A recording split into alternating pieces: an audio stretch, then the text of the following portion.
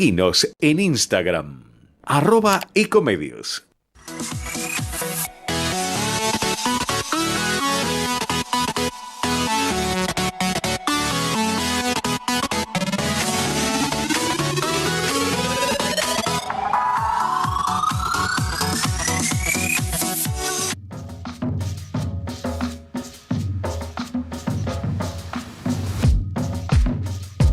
De Entre Ustedes y Nosotros, el programa de Jorge Enríquez, quien ya está por llegar. Son días difíciles en la Argentina, días en que todos estamos esperando que va a pasar algo malo, y va pasando en cuotas. Nuestra única duda es si esas cuotas en algún momento van a transformarse en algo más importante, en una crisis, ya en un shock, como hemos tenido tantas a lo largo de las últimas décadas, o vamos a continuar en este descenso, en esta medianía, un país que hace 10 años que no crece, pero que ahora en estas últimas semanas está agudizando esos problemas. Se manifiesta en ese termómetro que tenemos los argentinos, que es el dólar blue, que ha subido mucho en las últimas semanas. No sé a qué valor cerró hoy, poco importa la diferencia entre un día y otro, pero a lo largo me dicen que 2.38, a lo largo de las últimas semanas ha subido considerablemente. Claro, no es el tipo de cambio al que se realizan las importaciones y las exportaciones, y por lo tanto los gobiernos suelen decir de la boca para afuera que no tiene mayor importancia, pero todos sabemos que la tiene, y que cuando la brecha entre el dólar oficial y el dólar paralelo, blue o negro, es muy alta, eso inevitablemente trae problemas y se refleja en la economía, como se está reflejando, entre otras cosas, en una altísima inflación, en un aumento del riesgo país, en una baja de los bonos, en fin, estamos en una situación compleja, con un gobierno que pareciera desentenderse de esos problemas y trata de llevar la agenda hacia otros tópicos que, digamos, no son escasamente de interés para el común de la gente y para los intereses de los argentinos. Para hablar de este y otros temas, estamos en comunicación con el diputado nacional Fabio Quetlas, por la Unión Cívica Radical, por la provincia de Buenos Aires. Fabio, ¿me estás escuchando? Sí, perfectamente. Un gusto hablar con vos, Osvaldo. Gracias, igualmente. Mi primera pregunta sería, digamos, ya que te tenemos y que sos no solo diputado, sino una persona de una vasta formación y de notable interés en las cuestiones públicas desde tu juventud, ¿cómo ves este panorama tan complejo que estamos viviendo? Bueno, la Argentina efectivamente, como vos lo venías relatando, está en una situación compleja que tiene algunos signos de continuidad con complejidades preexistentes, digamos, y algunas características particularmente propias, digamos, de este momento, ¿no?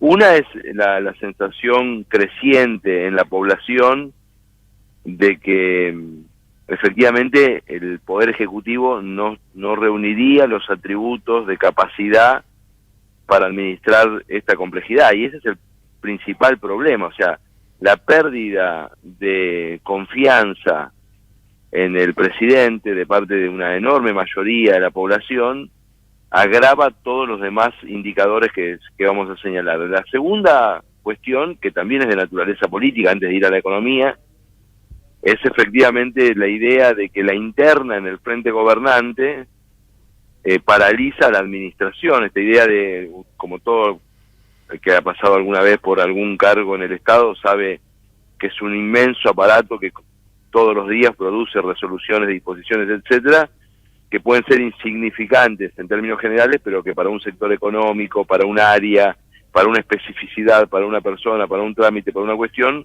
constituyen elementos esenciales de su desenvolvimiento, y la parálisis de la administración, sobre todo en un país donde la administración significa el 40% del Producto Bruto, significa una situación de desasosiego respecto a los terceros, a los administrados, de incertidumbre, de elementos que agravan lo central. ¿Qué es lo central? Lo central es que la Argentina enfrenta en la pospandemia la realidad del agotamiento de un modelo económico. Y lo podemos decir sin temor a equivocarnos, porque si con estos precios internacionales de los productos de exportación que tiene Argentina, después de haber reestructurado la deuda privada y de tener un acuerdo con el Fondo Monetario, la reacción de los agentes económicos es la que es, esto tiene que ver con que hay un agotamiento estructural de este modelo económico. Este modelo económico hunde la inversión, desalienta la creatividad, etcétera, las posibilidades de generar activos económicos, y la sociedad argentina aparentemente no estaría dispuesto a darle un crédito adicional a este tipo de modelos, ¿no? Entonces ahora enfrentamos todos los problemas del agotamiento sistémico, que es la pregunta de cómo se sale estructuralmente de un modelo de esta naturaleza a otra. ¿Cómo lo describirías, Fabio? ¿Cómo lo describirías a este modelo? Ya, es un modelo estadocéntrico en términos de volumen de participación estatal, arbitrario, porque hay modelos con centralidad estatal donde la calidad de la burocracia pública da una cierta garantía de no arbitrariedad. En el caso argentino es un modelo arbitrario en la forma de tomar decisiones, mercado internista en términos de tratar de aprovechar siempre los recursos disponibles para empujar a la economía desde la demanda, que es un modelo vinculado a ese tipo de construcción política, y por supuesto todo eso produce como resultado que las inversiones de más largo plazo se te hundan, y tratan de artificialmente generar una sensación de salario más alto, ya sea subsidiando actividades críticas como pueden ser los servicios públicos o atrasando el tipo de cambio, y eso a veces las condiciones internacionales, etcétera, posibilitan por algún tiempo, como fue en el ciclo 2003-2008, posibilitan llevar adelante ese modelo, y no muestra aparentemente sus inconsistencias, pero a la larga un modelo que tiene ese nivel de arbitrariedad y que tiene y que necesita de la exacción en ciertos sectores económicos para poder ejercer su distribucionismo, está condenado a llegar a momentos como un verdadero pantano económico, aunque los precios internacionales del trigo estén volando, etcétera, y que han disfrutado, el gobierno ha disfrutado de una condición que muchos me van a criticar cuando lo diga, de tener una oposición que se ha mantenido firme en sus planteos, pero que no conspira contra los resultados del gobierno. O sea, nosotros no somos una oposición que representamos a nuestros votantes sin intentar que al gobierno le vaya mal, digamos. Al contrario, ¿no? Fabio, te diría, por ejemplo, con el tema de la deuda con el fondo, tuvo, me parece, una actitud muy responsable que le valió muchas críticas. Es decir, pagó un costo político que no quiso pagar parte del oficialismo. Muy claro, pero esto tiene que ver con que nosotros somos opositores al oficialismo, no al país, claro, digamos, ¿no? Eso a veces hay que... Yo decía, si una situación de default con el fondo, que sería una situación inédita en la historia económica, también lo complican a los ahorristas que nos votan, al pequeño productor agropecuario que nos vota, al comerciante, al profesional, y decía, yo acompaño una normalización de las relaciones financieras de Argentina con el mundo, no solo en beneficio del gobierno, ni mucho menos, sino sobre todo en beneficio del país, de las personas que nos votan, de las personas que necesitan que Argentina se mantenga bajo ciertos estándares de previsibilidad económica. Entonces, este modelo está agotado. Ahora, es importante en relación a la sociedad argentina dar el mensaje de que una transición hacia un modelo económico basado en la inversión, en la creatividad de los argentinos, en un nivel de integración a la economía global más intenso, en el aprovechamiento inteligente de nuestros recursos naturales, etcétera, requiere de un montón de adaptaciones que no son instantáneas y que muchas de ellas son sacrificadas. Algunas son relativamente simples porque puede ser un cambio normativo, un cambio de política exterior, etcétera, pero muchas de ellas implican un esfuerzo muy grande que para poder hacerlo, que yo creo que hay que hacerlo, que no hay forma de evitarlo, lo que hay que ponerle ese esfuerzo es un sentido. Entonces, creo que la transformación argentina requiere de un sentido, y ese sentido es claramente político, ¿no? Es darle a la política una perspectiva trascendente. Hacemos esto porque creemos que esto es lo mejor para la convivencia, para nuestros hijos, para poder disfrutar de una cierta prosperidad que nos permita ser un país más justo, un país de oportunidades nuevamente. Ahora, entonces me parece que... Sí, un desafío importante porque a medida que se tienen que gobernar y hay que tomar decisiones cuyos frutos no se ven inmediatamente, y ya llegan poco después las nuevas elecciones de medio término. Entonces nunca faltan los que dicen, bueno, ahora no podemos, posterguémoslo porque si no perdemos alguna mayoría legislativa. En fin, esto requeriría Acá el dilema lo está planteando. ¿Cómo? El dilema lo estás planteando con claridad vos. El dilema es entre procrastinar, seguir procrastinando, evitar los conflictos o enfrentarlos. Yo soy de los que cree que el futuro liderazgo político es de quien enfrente los problemas, no quien los dilate. Y creo que hay que decirlo, y creo que primero hay que producir un shock transformador y luego buscar el consenso ultramayoritario. Sobre todo porque creo que muchos aliados del cambio son aliados que se van a ir construyendo en el camino. En la medida en que porque este tema de enfrentar los conflictos a veces apichona, ¿no?, al político, decir, pero yo siempre digo, hay muchos casos que cuando vos enfrentás con claridad de visión y tenacidad un conflicto y se resuelve, como siempre se ponen los ejemplos de Reagan con los controladores aéreos, o Thatcher con los mineros, etcétera. Se suponía que tanto Thatcher como Reagan tenían una lista de 30 conflictos por delante. Cuando 2 o 3 conflictos se resolvieron en el mismo sentido, los otros 27 conflictos no existieron más, porque el mensaje quedó claro. Entonces acá hay que instalar con claridad un mensaje de transformación con, como vuelvo a decir, con sentido humanista. Precisamos refederalizar. Hay un montón de actividades económicas en la Argentina que no se despliegan porque se ha instalado una cultura de la cancelación económica, ya sea con la minería, con el salmón en el sur, con la industria forestal en el noreste, en el litoral, etcétera. Sí, hay que pensar. Ahora, que la actividad eso, Fabio, requiere, me gusta mucho que vos lo digas de manera tan clara, ¿no? Porque requiere decisión y requiere cierto coraje en el discurso, porque lo que vos estás diciendo no es común que lo digan los políticos de la oposición. Temen tocar ciertos temas que son políticamente incorrectos. Hay que decir con claridad que en nuestras provincias del noreste, en los últimos 20 años hubo 25.000 millones de dólares de inversiones forestales entre Uruguay, Paraguay y Brasil, de inversión externa, ¿no? Y llegó 0 a la Argentina, 0. Solo si hubiéramos recibido el 20% de esos 5.000 millones de dólares, hoy Corrientes, Entre Ríos, Misiones serían otras provincias. Nosotros le impedimos la industria salmonera en Tierra del Fuego, una provincia que está subsidiada en un montón de cadenas de valor por parte del país, que era como para decir, si ustedes tienen una actividad económica que tiene un asiento local ineludible, con la posibilidad de generar empleos, etcétera, y no lo aceptan, la verdad que deberíamos repensarlo del subsidio, porque así no camina, digamos, ¿no? Lógico, sí. De una salmonera de las cuales hay 160 en Chile. Alguien me dice, sí, hay cuestionamientos. Hay un montón de actividades que tienen. La navegación aerocomercial tiene cuestionamiento y los aviones no paran de despegar, digamos, porque el sino de la época no es impedir la actividad económica, sino asumir el desafío de cómo reconvertimos nuestra actividad económica, hacerla compatible con nuestro desarrollo económico, social, ambiental, etcétera.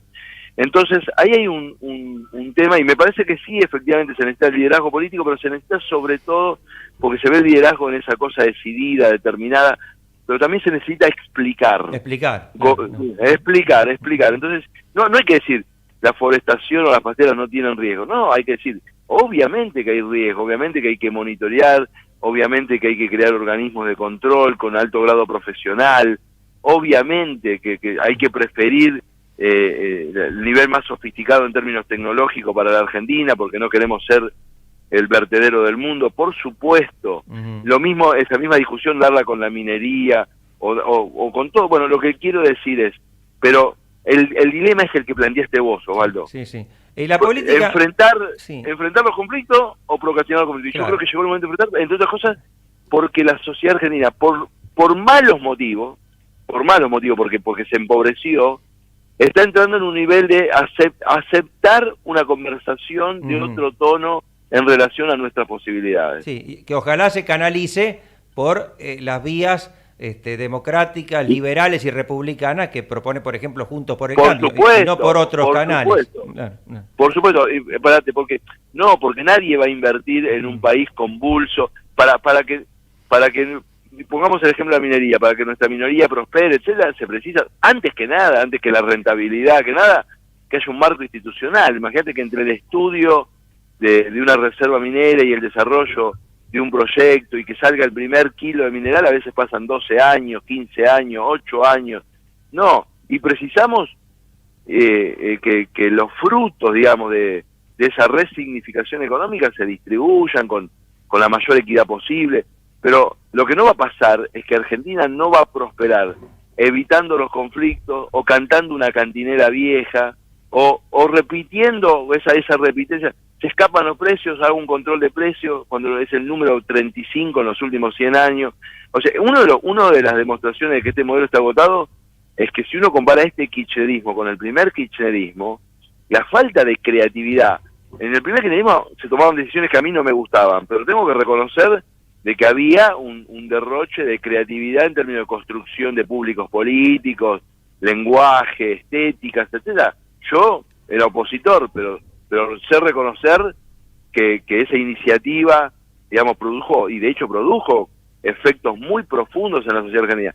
Este kirchnerismo muestra también como signo de agotamiento una falta de creatividad absoluta frente a la crisis que solo vive Argentina, digamos, porque los países del área, después de la pospandemia y con guerra, están creciendo. Uruguay está creciendo, Brasil está creciendo, Chile en su situación de inestabilidad está creciendo, están aprovechando los buenos precios de los commodities todos, etcétera, y nosotros estamos en este minué de agotamiento que el gobierno no se quiere anoticiar de que está gestionando un auto que no va ni para atrás ni para adelante, a los gritos entre piloto y copiloto, con la población de testigos y con niveles de paciencia muy por debajo. Y para colmo, el presidente va al G7 a darle lecciones sobre capitalismo y sobre cómo deben enfrentar la pobreza las principales potencias del mundo, ¿no? Parece cómico. Bueno, esa pulsión del presidente, esa que le dio durante algunas semanas alguna popularidad en la pandemia con las filminas, etcétera, le quedó el tic de creer que es gracioso expresarse en todos los lugares sobre todos los temas de manera no preparada. Yo creo que esto es muy grave porque en la historia contemporánea argentina los momentos, digamos, de pérdida de prestigio de la figura presidencial están asociados a traumas muy severos, ¿no? Entonces, porque esa es la enorme desventaja de ser tan presidencialista como somos. Pero creo que hay que introducir en la sociedad este factor de revalorización del marco institucional para el contexto postpopulista que hay que construir. ¿Cómo lo ves a Juntos por el Cambio? ¿Cómo se prepara para este nuevo desafío? ¿O cómo debería prepararse?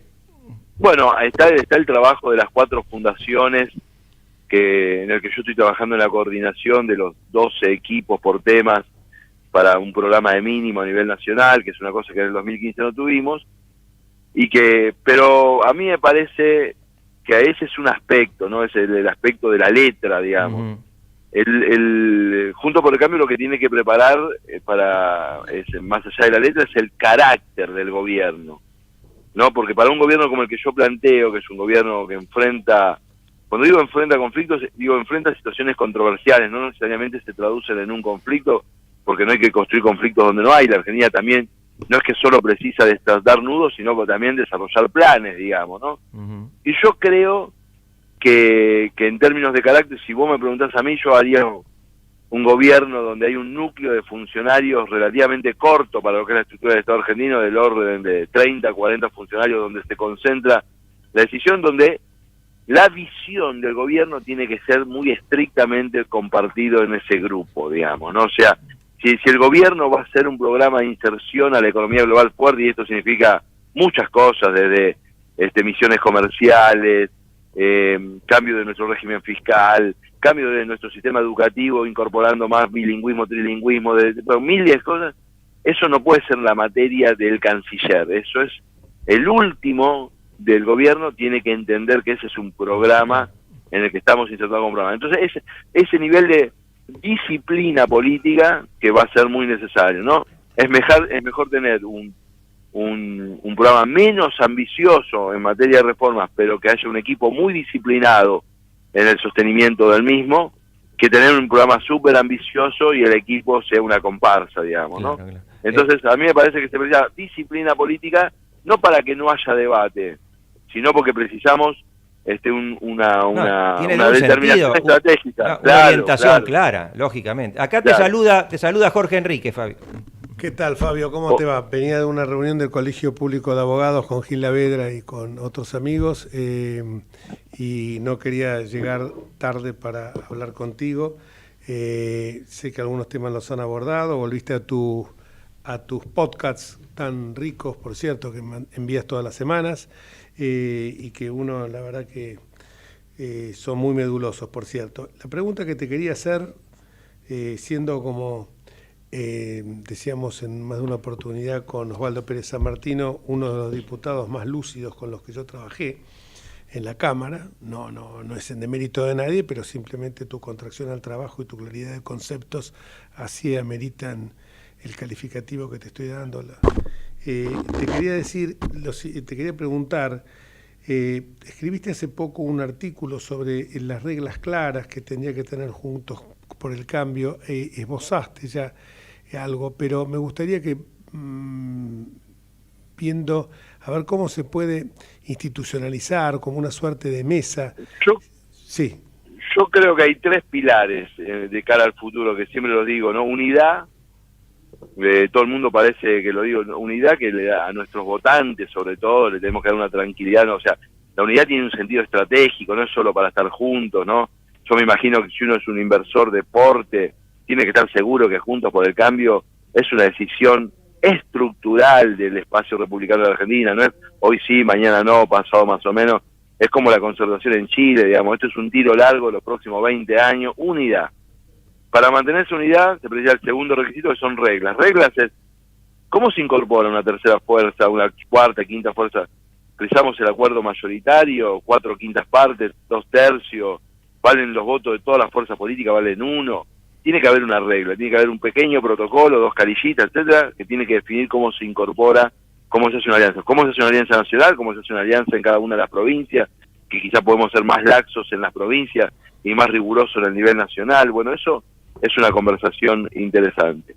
Unidad, reglas. Las reglas son muy importantes porque vamos a ir a competir y tenemos que tener ganas. Cuando se compite hay algunos que ganan y otros que pierden, y al otro día seguimos teniendo el deber de transformar la Argentina y de hacerla un país más justo, de hacerla un país mejor. Por lo tanto, después de que haya ganadores y perdedores, tiene que haber argentinos trabajando en este espacio republicano para reconfigurar el país. Por lo tanto, precisamos unidad, reglas.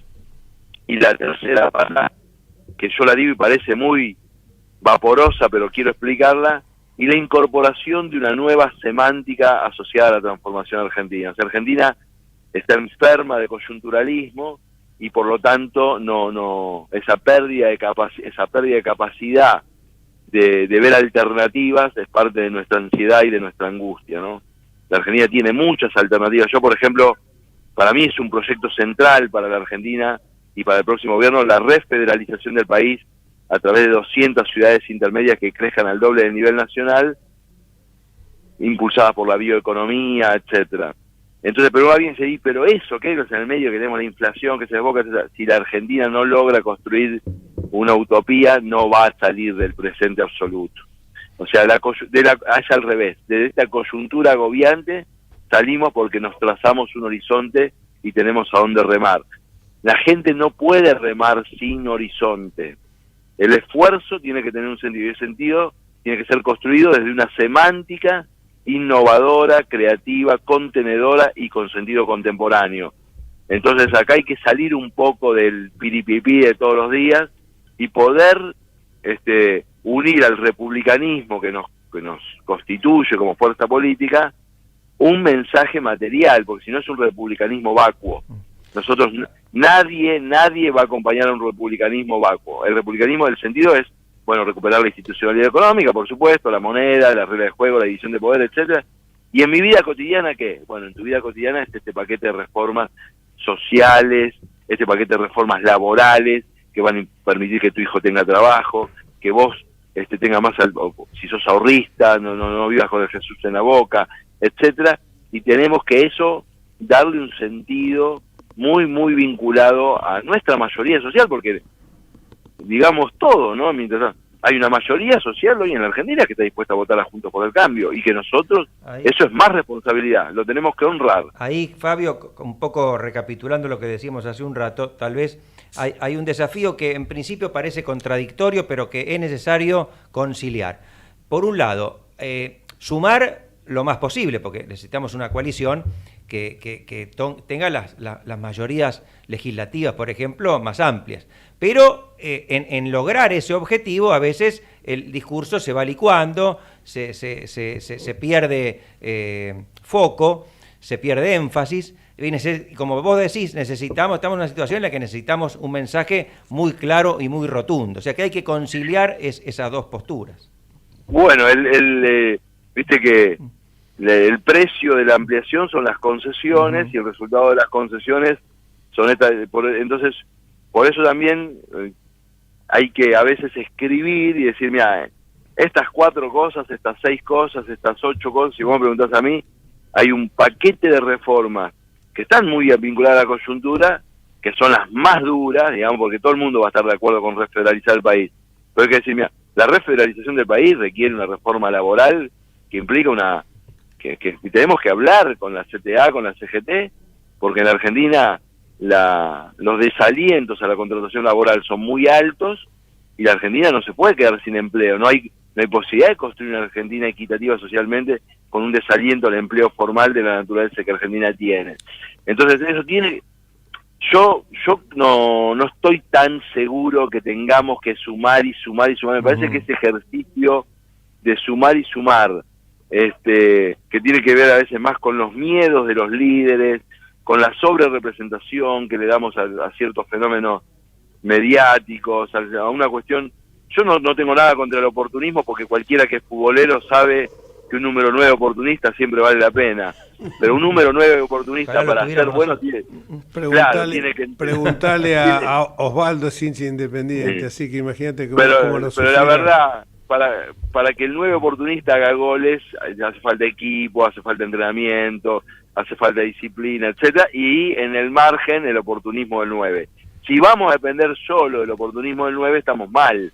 Entonces, el gran tema es que nosotros tenemos que empezar la tarea desde abajo. La tarea de abajo es garantizar la unidad, construir un marco de reglas sencillo, pero que quede claro. Y bueno, y los 4 o 5 que tienen aspiraciones presidenciales, o que tengan aspiraciones en la provincia de Buenos Aires, es una espalda con espalda en el marco de un programa de reformas en lo que la sociedad argentina, acá vamos al pacto explícito. Nosotros no puede haber ambigüedad en relación de que el que vota por Juntos por el Cambio vota un cambio, y nosotros tenemos que honrar ese voto. Hablaste de unidad, me parecieron impecables los 3 pilares: unidad, reglas, y el tercero, incorporación de una nueva semántica innovadora y contemporánea. Me encantó. Cuando vos hablás de esto de las 200 ciudades, yo lo vengo preconizando hace rato y me lleva necesariamente a la oportunidad perdida que tuvimos con esta consagración de un nuevo federalismo, cuando Alfonsín nos hablaba al sur, al mar y al frío, con el traslado de la capital a Viedma y Carmen de Patagones. Qué oportunidad que perdimos, ¿no es cierto, Fabio? Bueno, vos sabés que yo soy conozco el tema, los traslados de la capital, las experiencias mayoritarias no son positivas, porque no se reconfigura el territorio solo desde el voluntarismo estatal, digamos, pero sí que ahora hay condiciones que no había en ese momento. Voy a dar 2 rápidas. Una es el teletrabajo, digamos, ¿no? El teletrabajo el teletrabajador puede ser un migrante con ingresos. Seguro. Le permite a un chico que está ganando $700, $800 hoy en Almagro o en Caballito y viviendo modestamente, vivir muy bien en San Pedro, digamos, ¿no? Y vender su departamento de $60 o $70.000 en Almagro y comprarse una linda casa con fondo en Varadero o en Chascomús o lo que fuera. Ese dato es un dato porque está reconfigurando la demografía en el mundo y Argentina duerme como en tantas otras cosas, y que Argentina podría ser atractor de teletrabajadores extranjeros inclusive, digamos, ¿no? Por la calidad de sus ciudades, la condición receptiva, por miles de cosas. Y el otro tema es la bioeconomía. El mundo después de la pandemia va a un mundo de comercio internacional de alimentos trazables. En la próxima década no se van a transar más alimentos que no tengan trazabilidad. Y eso significa más valor agregado a toda la industria alimentaria. Argentina tiene tradición, tiene empresas, relaciones comerciales, profesionales, universidades, laboratorios, etcétera. Bueno, pero estas dos cosas, que son dos de varias, necesitan un programa de reconfiguración territorial. Yo estoy muy, muy comprometido con este tema, porque creo que es, como lo vengo diciendo, ¿no? Así como Sarmiento llamó a los 100 Chivilcoy, yo llamo a los 200, porque ahora precisamos 200 en vez de 100, los 200 Tandiles, ¿no? Y me encantaría, bueno, yo lo vengo hablando con los líderes de Juntos por el Cambio y encuentro receptividad. Hay que generar un programa de desarrollo territorial que, por otra parte, sería la gran salvación de nuestras áreas metropolitanas, porque nosotros somos 14 millones en el AMBA y deberíamos aspirar a que en el 2040 no ser 17 millones, sino ser 12, ¿no? Y esa pérdida de presión demográfica sobre las áreas metropolitanas le permitiría planificarse mejor, etcétera. Bueno, nada, es un pensamiento estratégico, hay que transformarlo en programa de gobierno. No, sobre todo en un país de dimensiones continentales como el nuestro, octava extensión territorial, claro, en el planeta. Querido Fabio, ha sido un gusto volvernos a reencontrar en el aire, después de algunos meses que no nos veíamos, desde diciembre creo, y es un gusto siempre contar contigo y saber que estás defendiendo los valores que compartimos en la Cámara de Diputados. Un fuerte abrazo, querido. Un fuerte abrazo, Jorge, un fuerte abrazo, Osvaldo, el gusto ha sido mío. Gracias, igualmente. Ecomedios.com AM1220. Estamos con vos. Estamos en vos. Estamos llenos de historias verticales. Girá tu celular. En Catamarca tenés algo distinto para contar. Girá, girá, no te pierdas de nada. Vení a contar una historia distinta.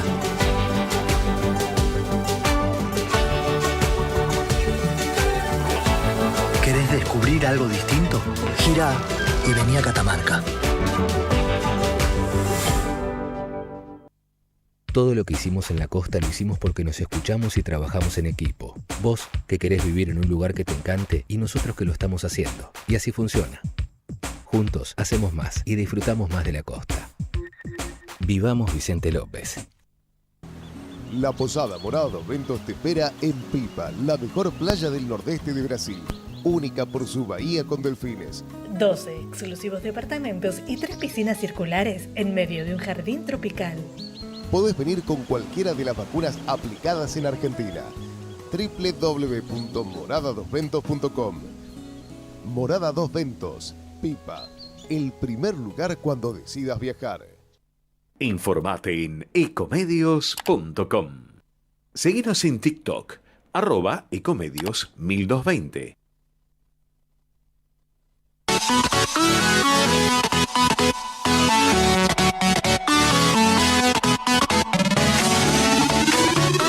Escribanos en tu ciudad. Nuestro consejo es prevenir problemas. Colegio de Escribanos de la Ciudad de Buenos Aires. Consejo Federal del Notariado Argentino. El Colegio Profesional Inmobiliario auspicia este programa. Colegio Profesional Inmobiliario, cada vez más profesionales. ¿Conocés los planes de salud de Andar, la obra social de los viajantes vendedores? Planes para empleados en relación de dependencia, monotributistas y particulares. Solicita un asesor comercial al 0810-345-0184.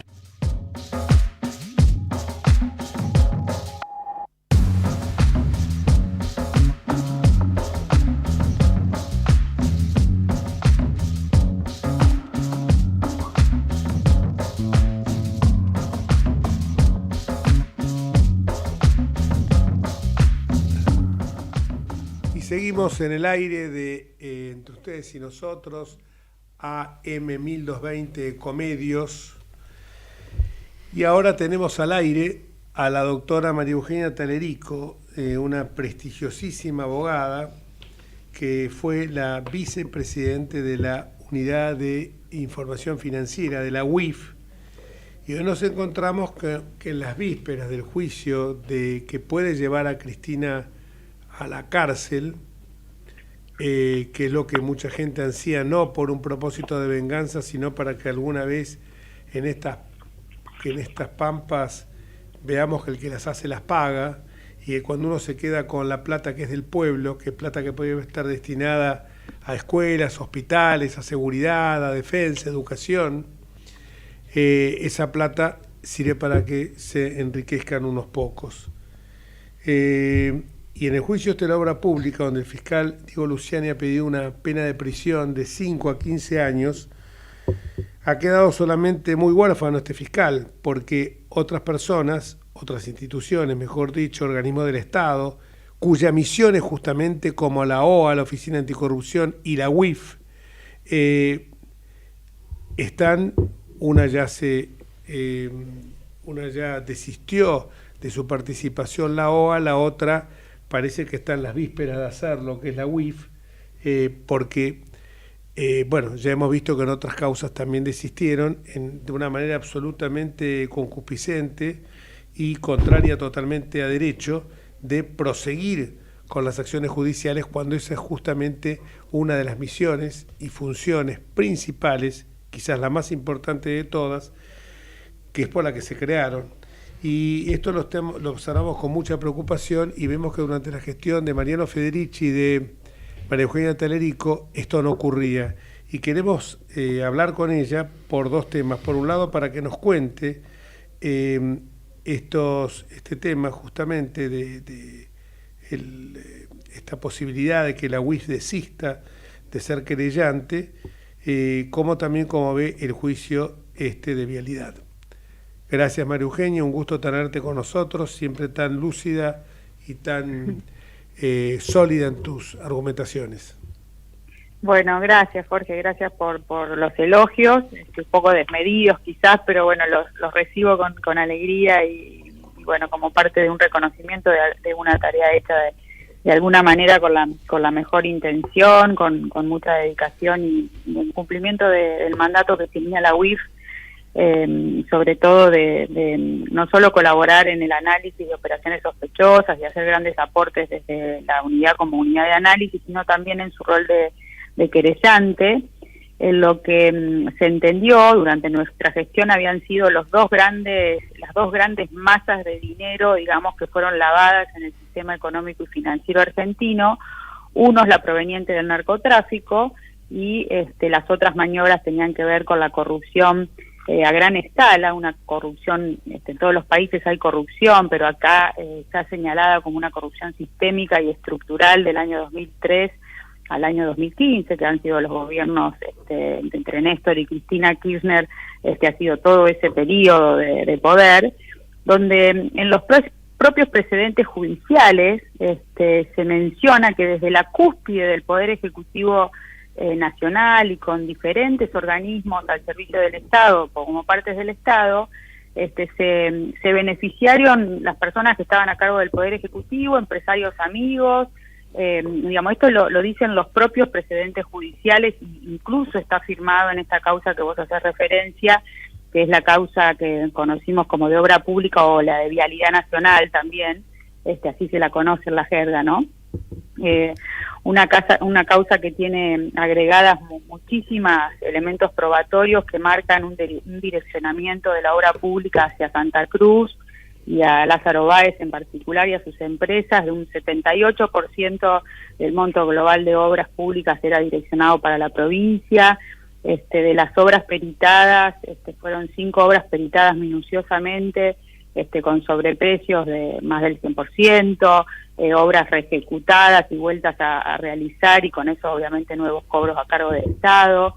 Y acá parte de lo que ya resolvió la Corte, con distintos planteos que hacen las defensas muchos reeditan todo el tiempo los planteos, pero acá el gran tema era que la auditoría versó sobre 5 obras públicas y hay 51 obras públicas cuestionadas, y ellos querían hacer esas pericias eternas cuando después con eso no se llega nunca a nada, ¿no? Para muestras solo hace falta un botón, y acá ya teníamos 5 obras de las más importantes peritadas con estos hallazgos que son lo suficientemente importantes como para iniciar el juicio. Así que yo me alegro que la Corte haya sacado la incertidumbre de planteos dilatorios y con un gran reto hacia los abogados por todos estos planteos dilatorios, que empecemos un juicio oral en el que, como bien decís, la Oficina Anticorrupción, ya no la deberíamos llamar así porque se ha retirado de todos los juicios de corrupción que existen en los tribunales, y una unidad de información financiera que pidió una prórroga y que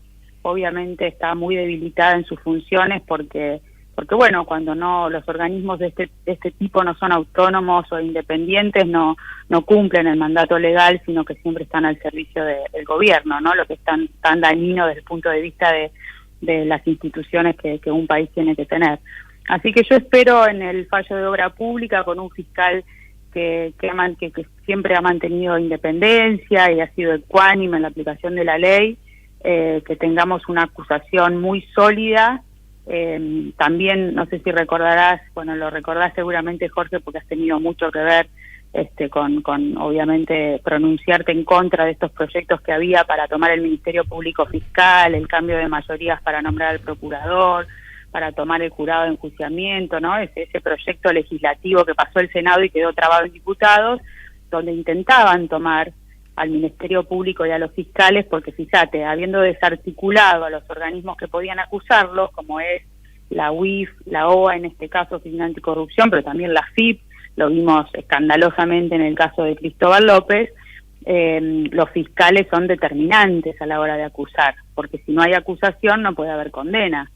Entonces, bueno, acá llegamos a instancias de un juicio oral, y yo lo vivo con mucho beneplácito, pero sobre todo por las respuestas que necesita la sociedad, porque si no, son todos lo mismo, ¿viste? O sea, unos se acusan a otros de corrupción. Yo siempre hago la salvedad de que la corrupción durante el gobierno kirchnerista es de una brutalidad que solo se puede entender conociendo las causas.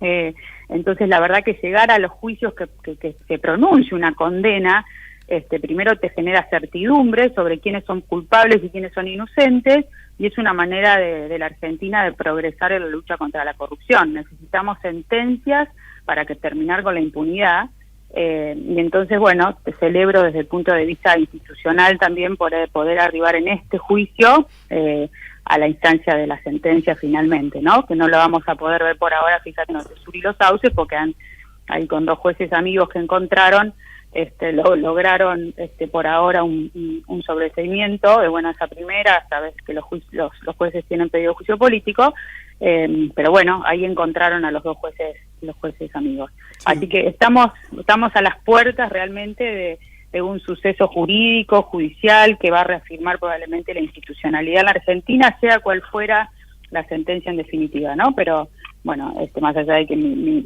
diagnóstico es que obviamente acá va a haber una acusación muy severa y que probablemente la sentencia sea condenatoria. Sí, 2 apreciaciones. Una, los jueces se llaman Gurumber y obligados, los jueces que fallaron con esos votos escandalosos.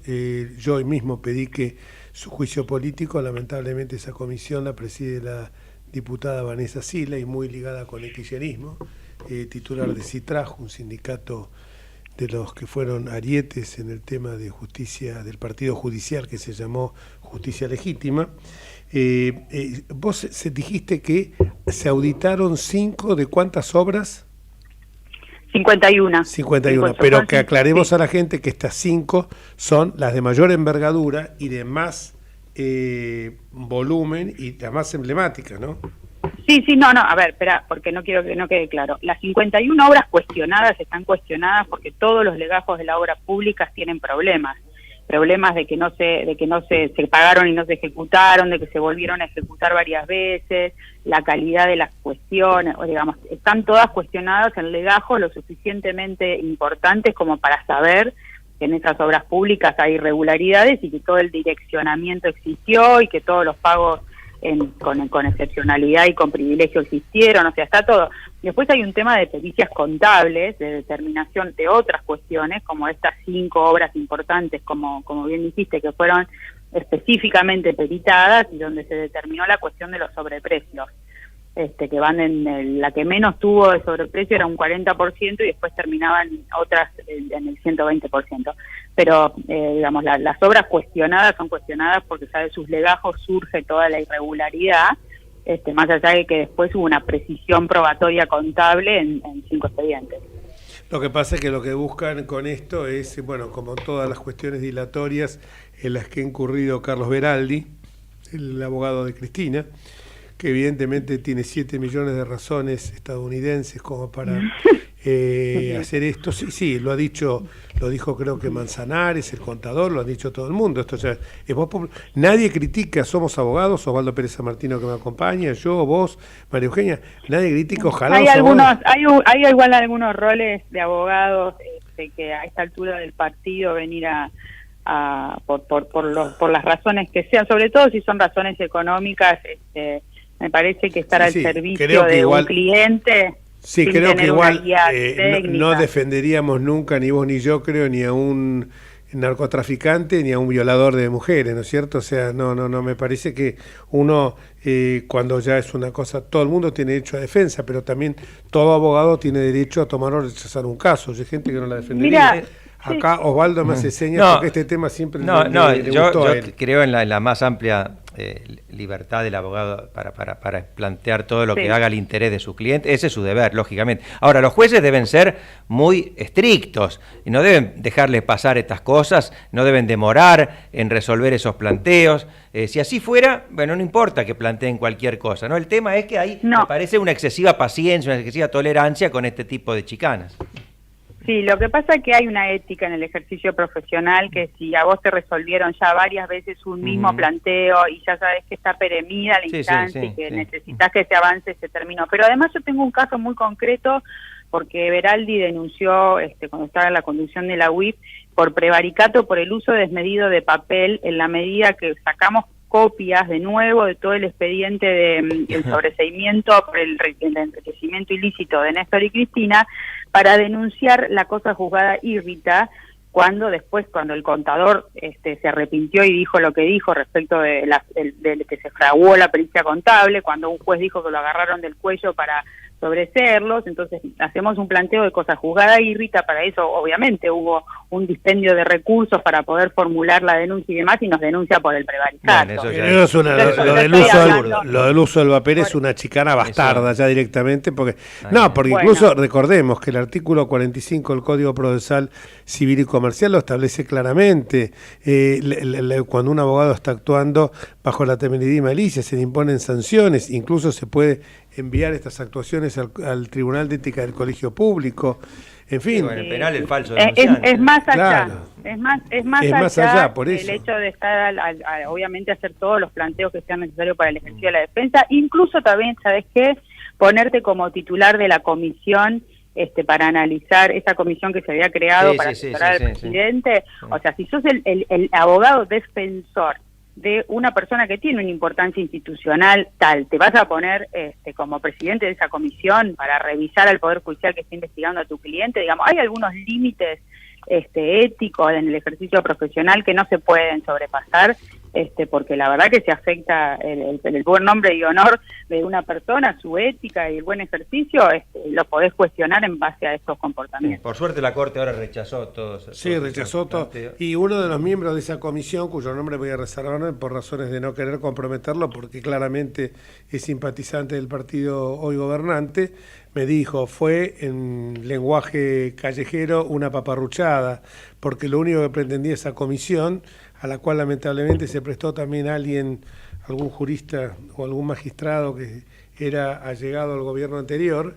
me dijo, la verdad que yo fui con mucho entusiasmo y a las pocas reuniones me di cuenta que esto tenía como propósito la impunidad de Cristina, porque hubo temas que directamente que eran importantes, que ni se trataron, como abreviación de los plazos para que la Corte se pronuncie en determinadas cuestiones. O sea que esto fue claramente, es someterse a eso, ¿no? No hay duda y hay que tener mucho cuidado porque la buena fe es la regla entre los ciudadanos de bien, pero por ejemplo, como yo digo, Melconian no puede subestimar de que está todo ok si quiere ir y asesorar a la Presidente. Ahora, vos tenés que saber con quién estás hablando, es decir, no, lamentablemente esta situación del trato con buena fe entre iguales civilizados, porque estamos todos con buenas intenciones, la verdad, muchas veces tiene que ser puesto en crisis porque, como vos decís, Jorge, de esta persona que puede haber integrado con buena fe esa comisión era otro ariete más que se articuló para ver desde dónde pueden apretar a los jueces, reformar o tocar el Consejo de la Magistratura, el Ministerio Público Fiscal y a la Corte, que la tienen obviamente hoy en jaque, porque con todos estos nuevos proyectos y demás, desde el día 1 atacan las Cortes estos tipos de gobiernos, porque lo han hecho en toda la región y obviamente se imita el modelo, ¿no? Vos podés dialogar con alguien que compartís ideas, que compartís valores. Ahora, con alguien que te tira 14 toneladas de piedra porque no le gusta una ley, o con alguien que te saca en plena pandemia de un garrotazo los puntos de coparticipación con los cuales podés subvenir a todos los gastos que demande el sistema sanitario, como pasó con la Ciudad de Buenos Aires, evidentemente ahí la situación del diálogo es muy difícil porque tenés siempre el miedo que aparezca, que te den la puñalada trapera, ¿no? Es que el tema no es de ideología, el tema es de valores, de hasta dónde nosotros, las reglas de nuestra democracia y de respeto institucional y respeto a la ley. Si vos te querés pasar todo por arriba, tenés que saber que con quien estás hablando se está pasando todo por arriba y no te va a respetar tampoco, entonces es muy difícil tener un diálogo democrático y civilizado, ¿no? Muchísimas gracias. María Eugenia, como siempre, no te quería preguntar del tema porque ya te quise sacar un poco del tema, pero aunque sean 3 minutos, dame un pantallazo de lo que, un breve resumen de todo lo que has comentado con solvencia en estos días acerca del avión iraní. Bueno, el avión iraní se inserta también, la tienen a Marta en el CESA, no sé si hablaron ahí, que está ahí patrocinando ya la DAIA. Sí, va a hablar ahora, pero queremos... Está adentro. Marta, y la verdad que lo que hay para decir acá es que tenemos un grave problema de alineamiento regional, es lo que permite que los iraníes vuelvan a la Argentina. No es este avión no es por casualidad, son fuerzas, las personas que están viniendo ahí claramente saben que la organización terrorista Hezbollah está en la Argentina, está operando en la Argentina y toda la misión tiene que ver con esto. El alineamiento regional tiene que ver con que Venezuela es la puerta de entrada de Irán a la Argentina, es el testaferro de Irán en la región y por eso ese avión que no sabemos muy bien ni siquiera todavía de quién es, tiene la fachada venezolana, que tanto los iraníes como los venezolanos, a medida que aparezca la información, nos van a dar la pauta de la gravedad de los hechos, que esto es casi un nuevo pacto con Irán porque tenemos un gobierno que así lo habilitó, como ser en esa causa teníamos diputados a Cristina Fernández de Kirchner, a Martín Mena, a Zanini, a Luis Delía, el abogado que aparece en primer término es un abogado que es allegado de Vudú y condenado con Vudú en el caso de Chicone, y vos sabés que hoy la ligación entre Delía, Vudú y demás es muy cercana, con lo cual acá nada es por casualidad. Este avión no es solo un avión, es un desembarco muy peligroso para la Argentina, que es el único país de la región que tuvo 2 atentados terroristas, y obviamente espero que el juez y la fiscal reciban la ayuda necesaria de los equipos que es necesario tener y con los que hay que necesario contar para tener una investigación de la envergadura que es este avión y su desembarco en la Argentina. El avión estaba listo para entrar y salir, nadie pensó que con la devolución de Uruguay íbamos a descubrir y se iba a abrir esta caja de Pandora, con información que tenían las petroleras y que el gobierno también tenía. Entonces me parece que estamos ante un hecho de muchísima gravedad, sobre todo porque está en jaque la seguridad y la paz de todos los argentinos. Creo que me parece que hay que prestarle mucha atención sin descuidar los temas económicos, sin descuidar el tema del avance de la Corte Suprema, donde están donde parece ser que hoy van a sacar despacho en comisión de esta locura de 25 Sí, con esas mayorías que usan en el Senado, son sus mayorías en el Senado. Desde el Senado nos están pasando todos los ataques institucionales varios, Jorge, vos los vas a poder interpretar muy bien, pero fíjate que pasa todo desde las comisiones de ahí, ¿no? Sí, claramente tienen ahí sus Doñates, sus Fernández Agasti, sus Parrilli, todos los esbirros del gobierno, que son simplemente soldaditos de Cristina. Lamentablemente, bueno, por fortuna sabemos que en diputados es muy difícil que esto avance, sobre todo porque aparte no superaría nunca esa Corte de 25 miembros el test de constitucionalidad, ¿no? Correcto, totalmente. Pero por suerte la Argentina todavía reacciona democráticamente, el Congreso está más fuerte gracias a las elecciones que hubieron el año pasado, la justicia todavía resiste, no han podido concretar el plan de impunidad con movilizar estamentos importantes del Poder Judicial y del Ministerio Público, así que esperemos que nos podamos seguir fortaleciendo con las instituciones de la democracia y bueno, podamos arribar a las elecciones del 2023 en condiciones razonables, más allá de todas las penurias económicas que estamos pasando también, ¿no? Seguro. Amplio triunfo el domingo de la lista que encabezaba Ricardo López Murphy en las elecciones de Republicanos Unidos, ¿no? Eso es bueno porque la lista que tuvo prioridad en las internas de Republicanos Unidos está a favor de ser parte de la gran coalición dentro de la oposición de Juntos por el Cambio, con lo cual lo que triunfa también dentro del partido, que es muy bueno, es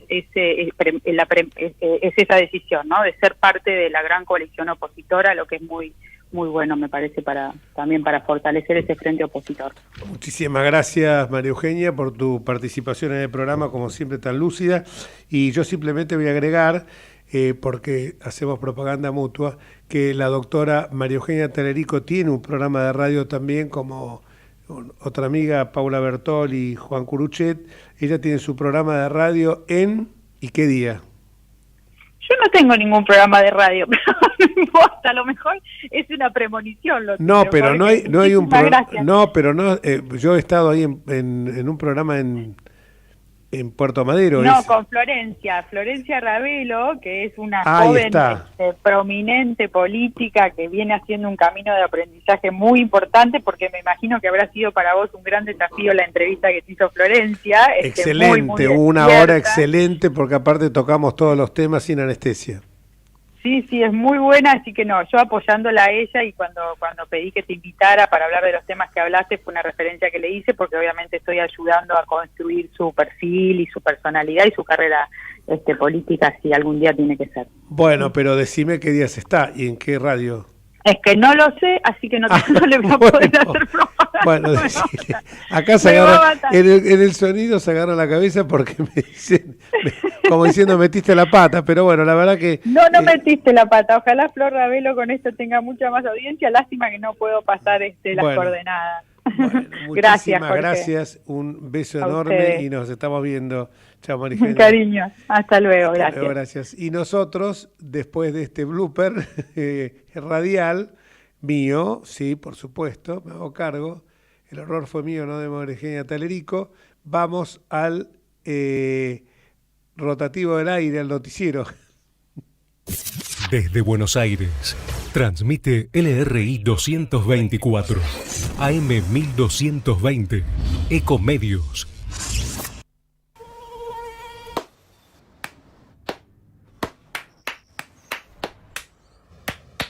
No aplaudamos al mosquito, combatámoslo en serio.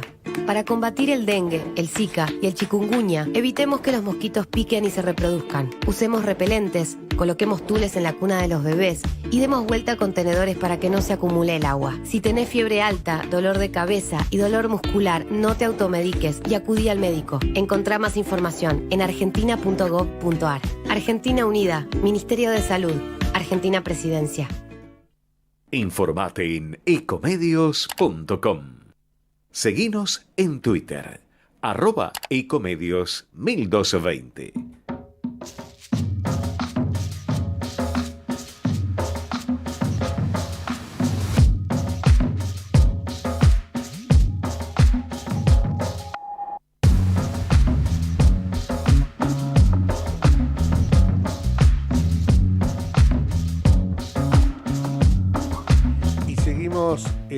Entre Ustedes y Nosotros, AM1220 en ecomedios.com.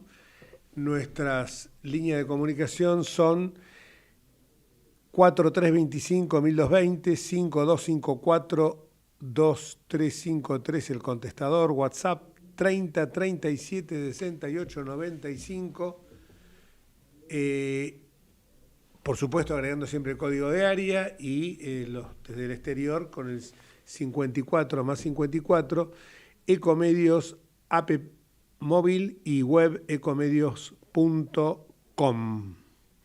Y mientras aguardamos a nuestro invitado, el doctor, un nuevo invitado, hemos tenido la verdad el lujo de tenerlo al diputado radical nacional de Juntos por el Cambio, Fabio Quetglas, por la provincia de Buenos Aires, y a la doctora María Eugenia Talerico, que es una de las personas que me debe saber junto con Mariano Federici de todo el tema inherente al lavado de dinero.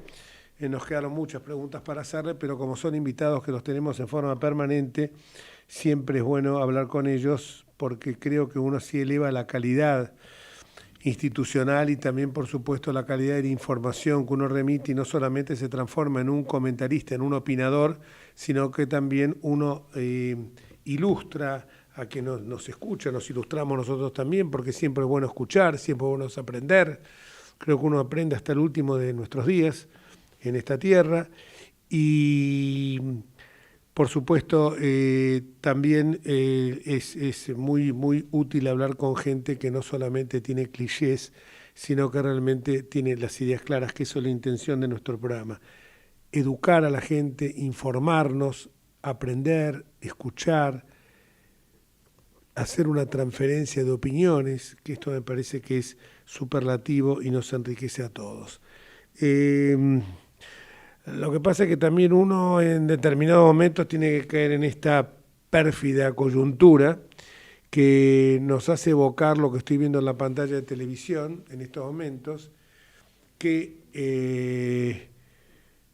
el presidente, en medio de una crisis descomunal, habiendo hoy reunión de gabinete, ni él, el ministro de Economía, piezas fundamentales frente a la grave crisis económica, política y social que tenemos, se va a visitar a Milagro Sala. Milagro Sala, una condenada con sentencia firme por parte de la justicia, y la va a visitar hablando de una persecución que hay respecto a Milagro Sala. Aclaremos que Milagro Sala, y esto lo he podido comprobar, yo me hago cargo de lo que digo, hablando con gente en Jujuy, en distintos lugares de esa provincia querida norteña, comentaban la explotación que hacía de la gente, el maltrato que le daba, el abuso laboral que incurría en esta gente, en todo tipo de situaciones que fueron corroboradas por la justicia,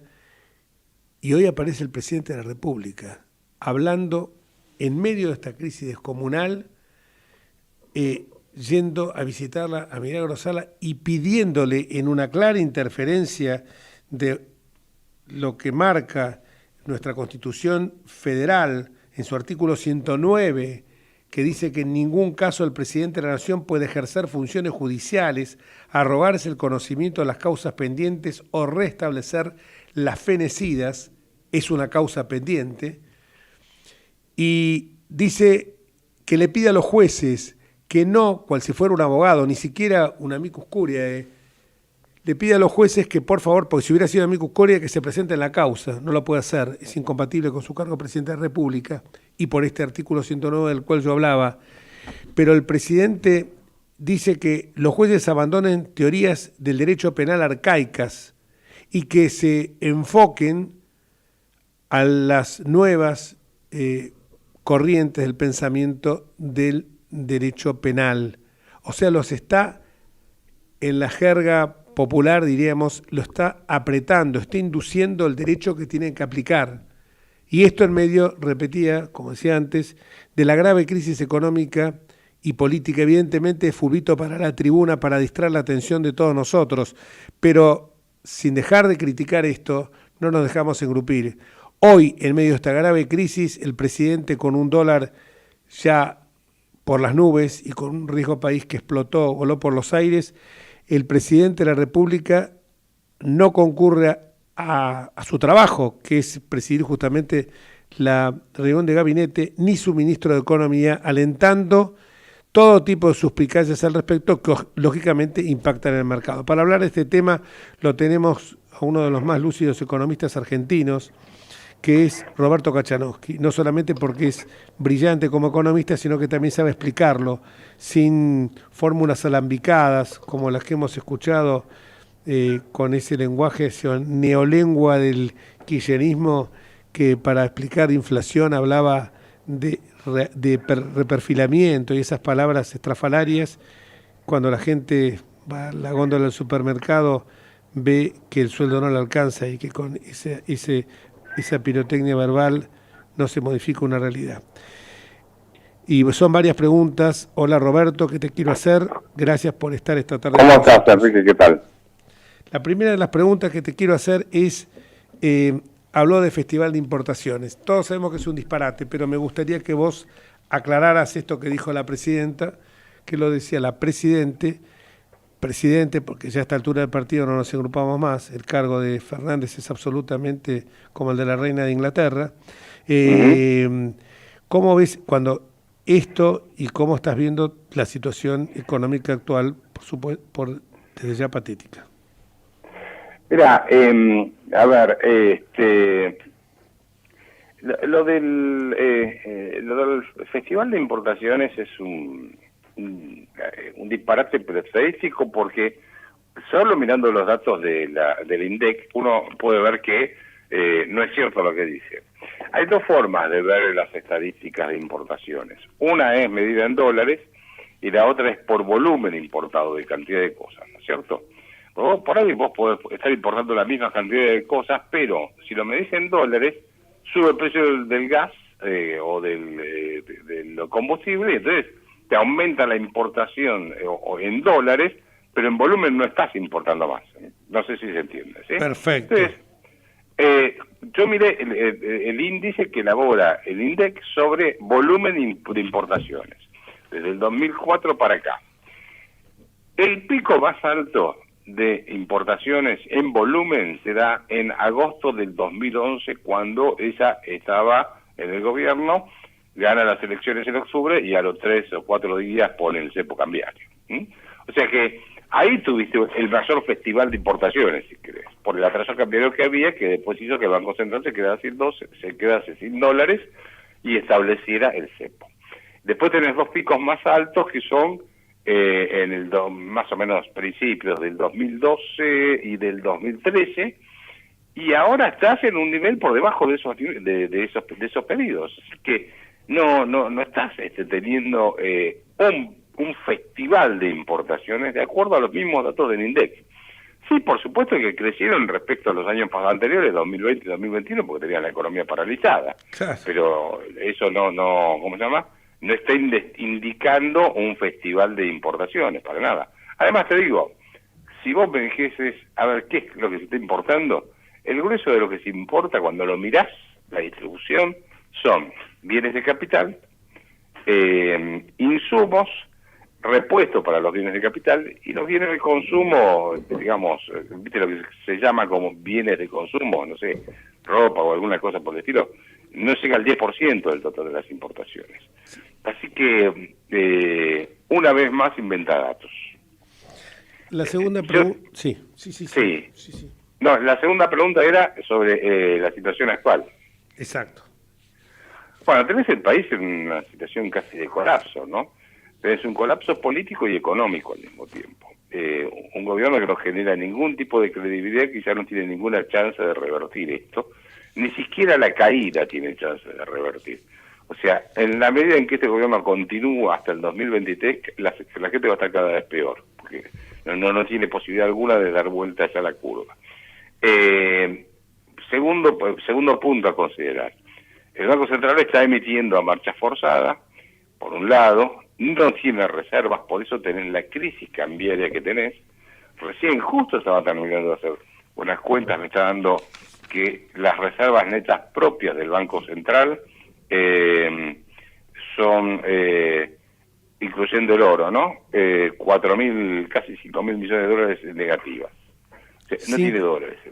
5.000 millones de dólares negativas. O sea, claro, porque los encajes en dólares los tenés que descontar el swap con China, el préstamo del BIS, los DEC, que de alguna forma es dinero que después son reservas que después tenés que usar para pagarle al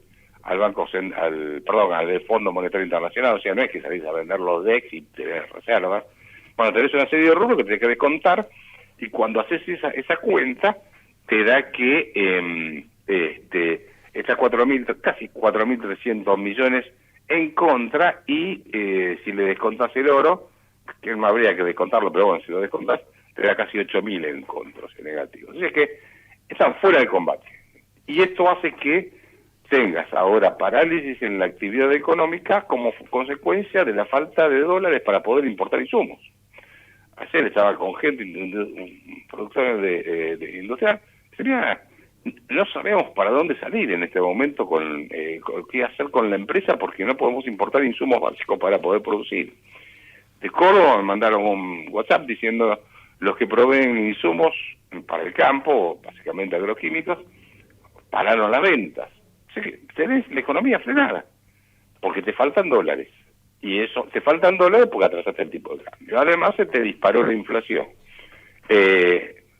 Tenés una situación, y agregale esto al Banco Central, que está en un número récord de endeudamiento con los bancos, que además los bancos le compran deuda con la plata nuestra de la gente. Claro. Estás en una situación realmente desesperante, ¿no? Hoy la deuda, yo estaba viendo el otro día unos números tuyos, que la verdad que me dieron un baño de realidad, más allá que me espantaran. Pero vos hablabas de que hay 6 billones, que la gente entienda bien lo que estamos hablando, 6 billones con B larga, de 6 billones de bonos que ha colocado en el mercado interno. El Banco Central. El Banco Central. Solo el Banco Central, ojo. Que yo esto estimo que son cerca de 43.000 millones de dólares, más o menos. Al tipo de cambio oficial, pero sí, depende de qué tipo de cambio topes, ¿no? Ahora, ojo que el número ese ya batió un nuevo récord. Estaba mirando recién, bueno, no encuentro la planilla, pero viste cuando tenés abiertas 58 planillas en la computadora para... Las ventanitas, las famosas ventanitas de Windows, que las prendés todas y después no sabés cuál era. Sí, claro, y por ahí cerrás una distraído, pero a ver, vamos a poner estos términos. Ya estás batiendo récord de más de 6 billones, estamos hablando de millones, ¿no? Sí. De pesos de deuda que colocó el Banco Central. Además, le tenés que agregar la deuda que coloca el Tesoro para financiar parte del déficit fiscal, que el otro día Guzmán tuvo que ir a pedirle a los bancos que por favor le presten algo de dinero. Con lo cual, prácticamente no tenés margen de crédito para el sector privado, se lleva todo el sector público. Entre el Banco Central y el Tesoro colocando deuda y emitiendo, agregale a esto un dato que no es menor. El gasto público, cuanto más mayo contra mayo, creció el 88%. Contra una inflación del 60%. Del 60%. Claro. Si tomás los 5 primeros meses de este año contra los 5 primeros meses del año pasado, creció el 77% el gasto público, sin incluir los intereses de la deuda, ¿no? Y la inflación promedio en ese periodo, hay que tomar índices promedio, te da 55. O sea que ni siquiera están generando inflación para licuar el gasto. El gasto crece por arriba de la tasa de inflación. Eso te lleva a un déficit fenomenal y a la perspectiva de una emisión monetaria que va a ser descontrolada. Porque ¿qué le queda al Banco Central ahora al Tesoro para financiarse? Puede cobrar más impuestos y puede intentarlo, pero no creo que vaya a recaudar mucho. Y bueno, hay un momento en que la famosa curva del Laffer, ¿no? Después te queda mercado internacional, no tenés margen. Nada, cero. Nada. Ahí te canta cero. Mercado interno ya están agotados y tienen que ir a pedirle por favor. Lo único que te queda es la maquinita. La maquinita. Así. Y la maquinita produce inflación y esto, uno no quiere ser apocalíptico, pero yo miraba recién también, creo que la deuda que contrajo este gobierno en dólares son 63.000 millones. No hago comparaciones con otras épocas ni nada, sino que estoy hablando del presente, porque si no caemos en el famoso Apero Macri o Apero Cristina desde el lado nuestro, ¿no? Pero hoy la realidad es esa, contrajo deuda por 63.000 millones de dólares y tenemos 43.000 millones de dólares aproximadamente más. Estamos arriba de una deuda que contrajo este gobierno de 100.000 millones de dólares. Esto, la gente nos escucha y dirá, bueno, esto no se va a pagar nunca. No, pero esto tiene consecuencias en la caída de los bonos, en el riesgo del país, en la cerrazón del crédito, no el crédito internacional para nosotros, para la nación argentina, sino para el que quiere invertir en la Argentina. Eso es lo tremendo. Hace poco escuché que un economista decía, concretamente Jesús Rodríguez, dijo... Señaló, dice, es inimaginable que en este contexto, con casi 90.000 millones de dólares de exportaciones, no se puedan incrementar las reservas. Él aducía la razón a una sola, que es la falta de confianza y la devaluación de la palabra presidencial. Y yo creo que cuando uno ve esto, realmente vos decís, te desconcierta. Y encima hoy, que lo decía antes, estoy furioso con este tema, con el despelote que hay en la Argentina, con el bolón que hay en la Argentina, el tipo se toma el avión y se va con toda una comitiva a consolar a Milagro Sala en su teóricamente desdicha de una delincuente con condena firme. Y no va el ministro de Economía tampoco. Esto, hoy cuando yo vi que el dólar, el blue, que es el que vale, no, aunque sea el ilegal, es el que todos conocemos. Es ilegal, pero es legítimo. Es ilegal, exactamente, excelente definición. Es ilegal, pero es legítimo, está en 238, 239.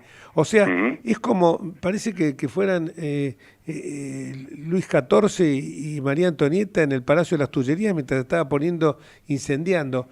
Y yo esto te voy a decir la verdad, querido Roberto, esto vamos a un escenario, hoy por hoy lo digo, lo vengo sosteniendo hace tiempo, con todo el dolor, y esto no es ser golpismo, ni mucho menos, vamos a un escenario de que va a ser de una Asamblea Nacional, porque es muy difícil que este gobierno pueda llegar a buen término, porque uno ve, y la única preocupación, porque la de Milagro Sala es fulbito para la tribuna, pero también sabes que es amedrentamiento a los jueces, porque porque lo único que les interesa es la impunidad de una delincuente como Milagro Sala o de la jefa de la asociación ilícita como Cristina.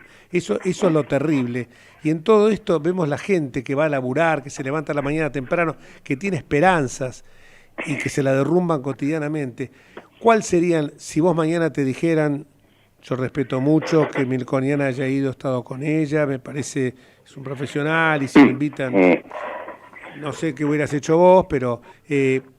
porque sabés que vos las 4 o 5 cosas que le puedo decir a Cristina, que son las que quiero que nos comentes ahora, sabemos que no te la va a aceptar un gobierno kirchnerista jamás, porque no son justamente medidas populistas, sino que son medidas realistas. ¿Cuáles serían las primeras medidas que vos tomarías en el caso del cambio del gobierno futuro que, si Dios quiere, alumbre la Argentina? No, a ver, sin este gobierno, ¿no es cierto? O sea, un gobierno nuevo, obvio, que tiene credibilidad. Mira, son 7 medidas básicas.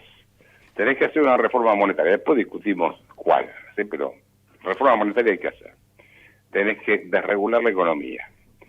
Todo esto hay que anunciarlo todo junto. Primero tenés que decir, lo primero que tenés que hacer es contar crudamente cuál es la situación que estás tomando, ¿sí? O sea, es el estado de la nación.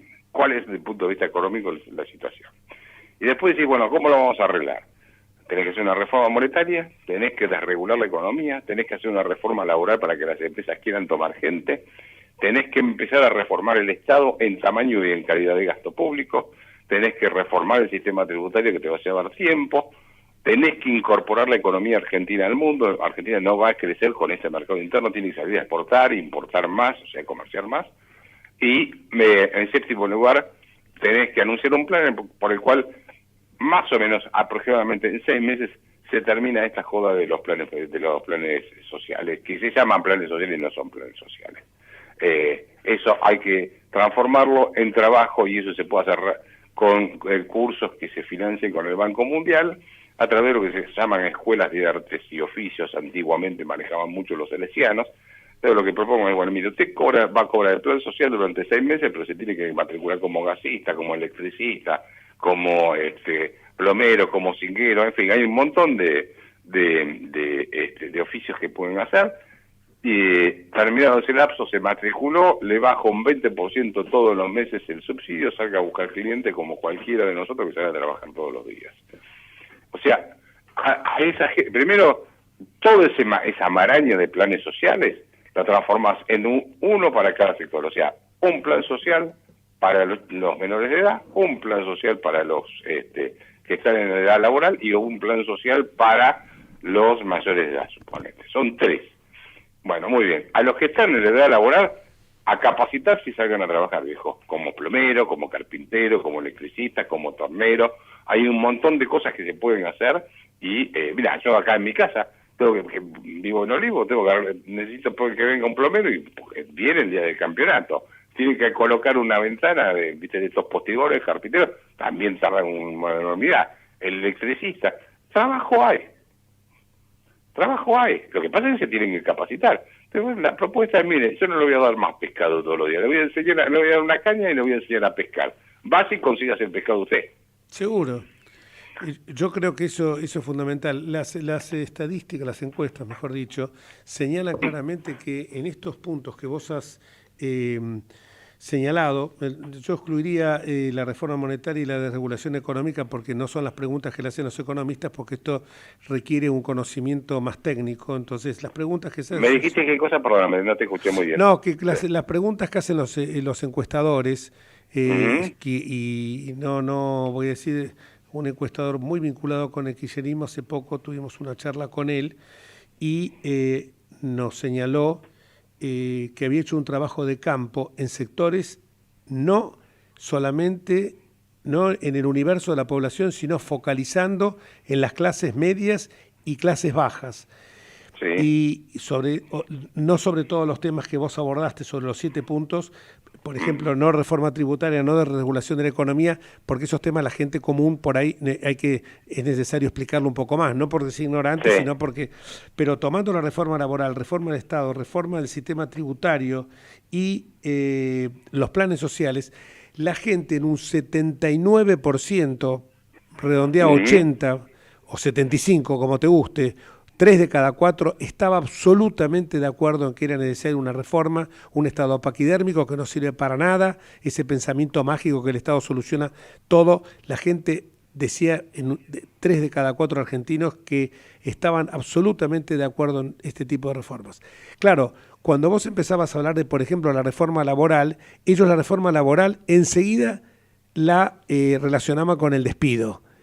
Porque acá hay un tema, y no doy el nombre porque si no lo mando preso, no se queda sin trabajo el pobre hombre. El pobre no es tan pobre, pero me decía, lamentablemente acá está los abogados laboralistas, y yo esto lo he vivido en la profesión, del otro lado del mostrador como abogado de la patronal, que se oponen férreamente a esto porque se les acaba el negocio, los honorarios, y particularmente me decía, ¿qué querés hacer si Recalde, padre o hijo son los que primero fogonean todo este tema, con por supuesto jueces laborales que se nombraron con una clara ideología por más que es cierto, indubio prooperando, esto ya no es prooperando, sino que es matando al empleador.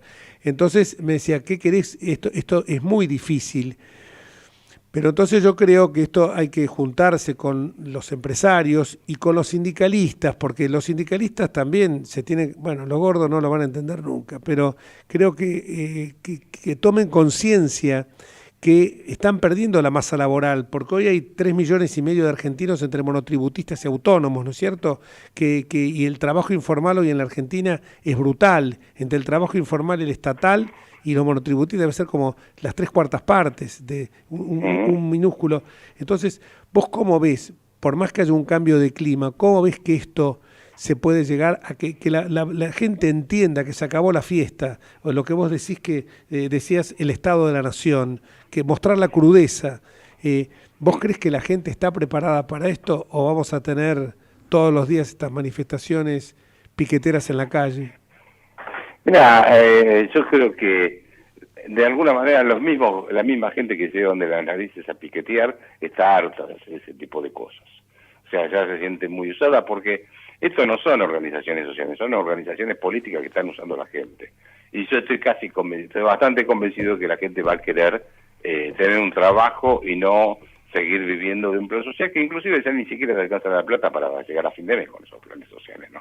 Así que yo creo que sí, que hay plafón para un cambio. Por supuesto que siempre va a haber sectores que se van a oponer, inclusive te diría hasta la reforma laboral. Yo creo que los sindicatos te van a decir públicamente que no, pero en privado te van a decir que sí, porque están perdiendo cada vez más ¿cómo se llama?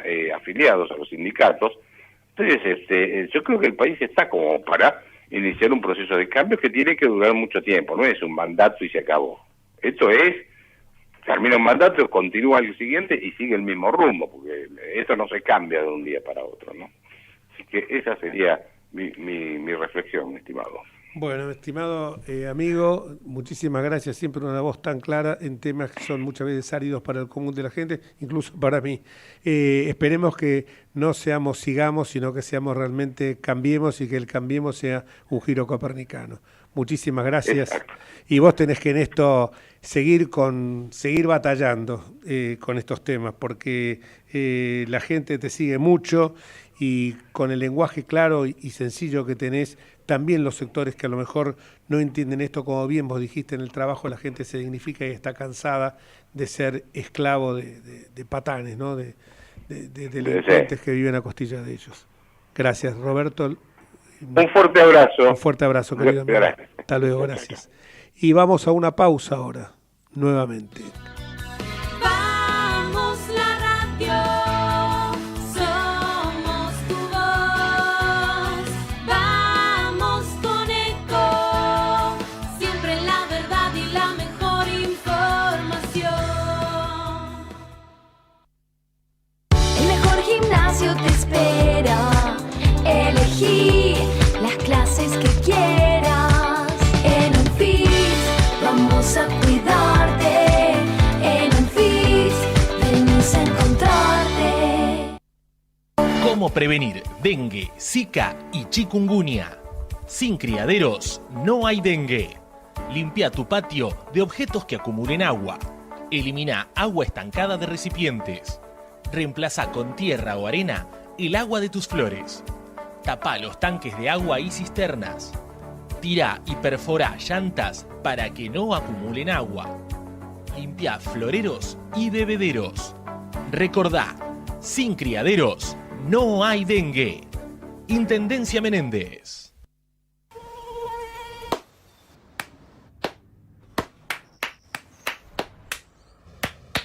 No aplaudamos al mosquito, combatámoslo en serio. Para combatir el dengue, el zika y el chikungunya, evitemos que los mosquitos piquen y se reproduzcan. Usemos repelentes, coloquemos tules en la cuna de los bebés y demos vuelta a contenedores para que no se acumule el agua. Si tenés fiebre alta, dolor de cabeza y dolor muscular, no te automediques y acudí al médico. Encontrá más información en argentina.gov.ar. Argentina Unida, Ministerio de Salud, Argentina Presidencia. Informate en ecomedios.com. Seguinos en Facebook, Ecomedios Live.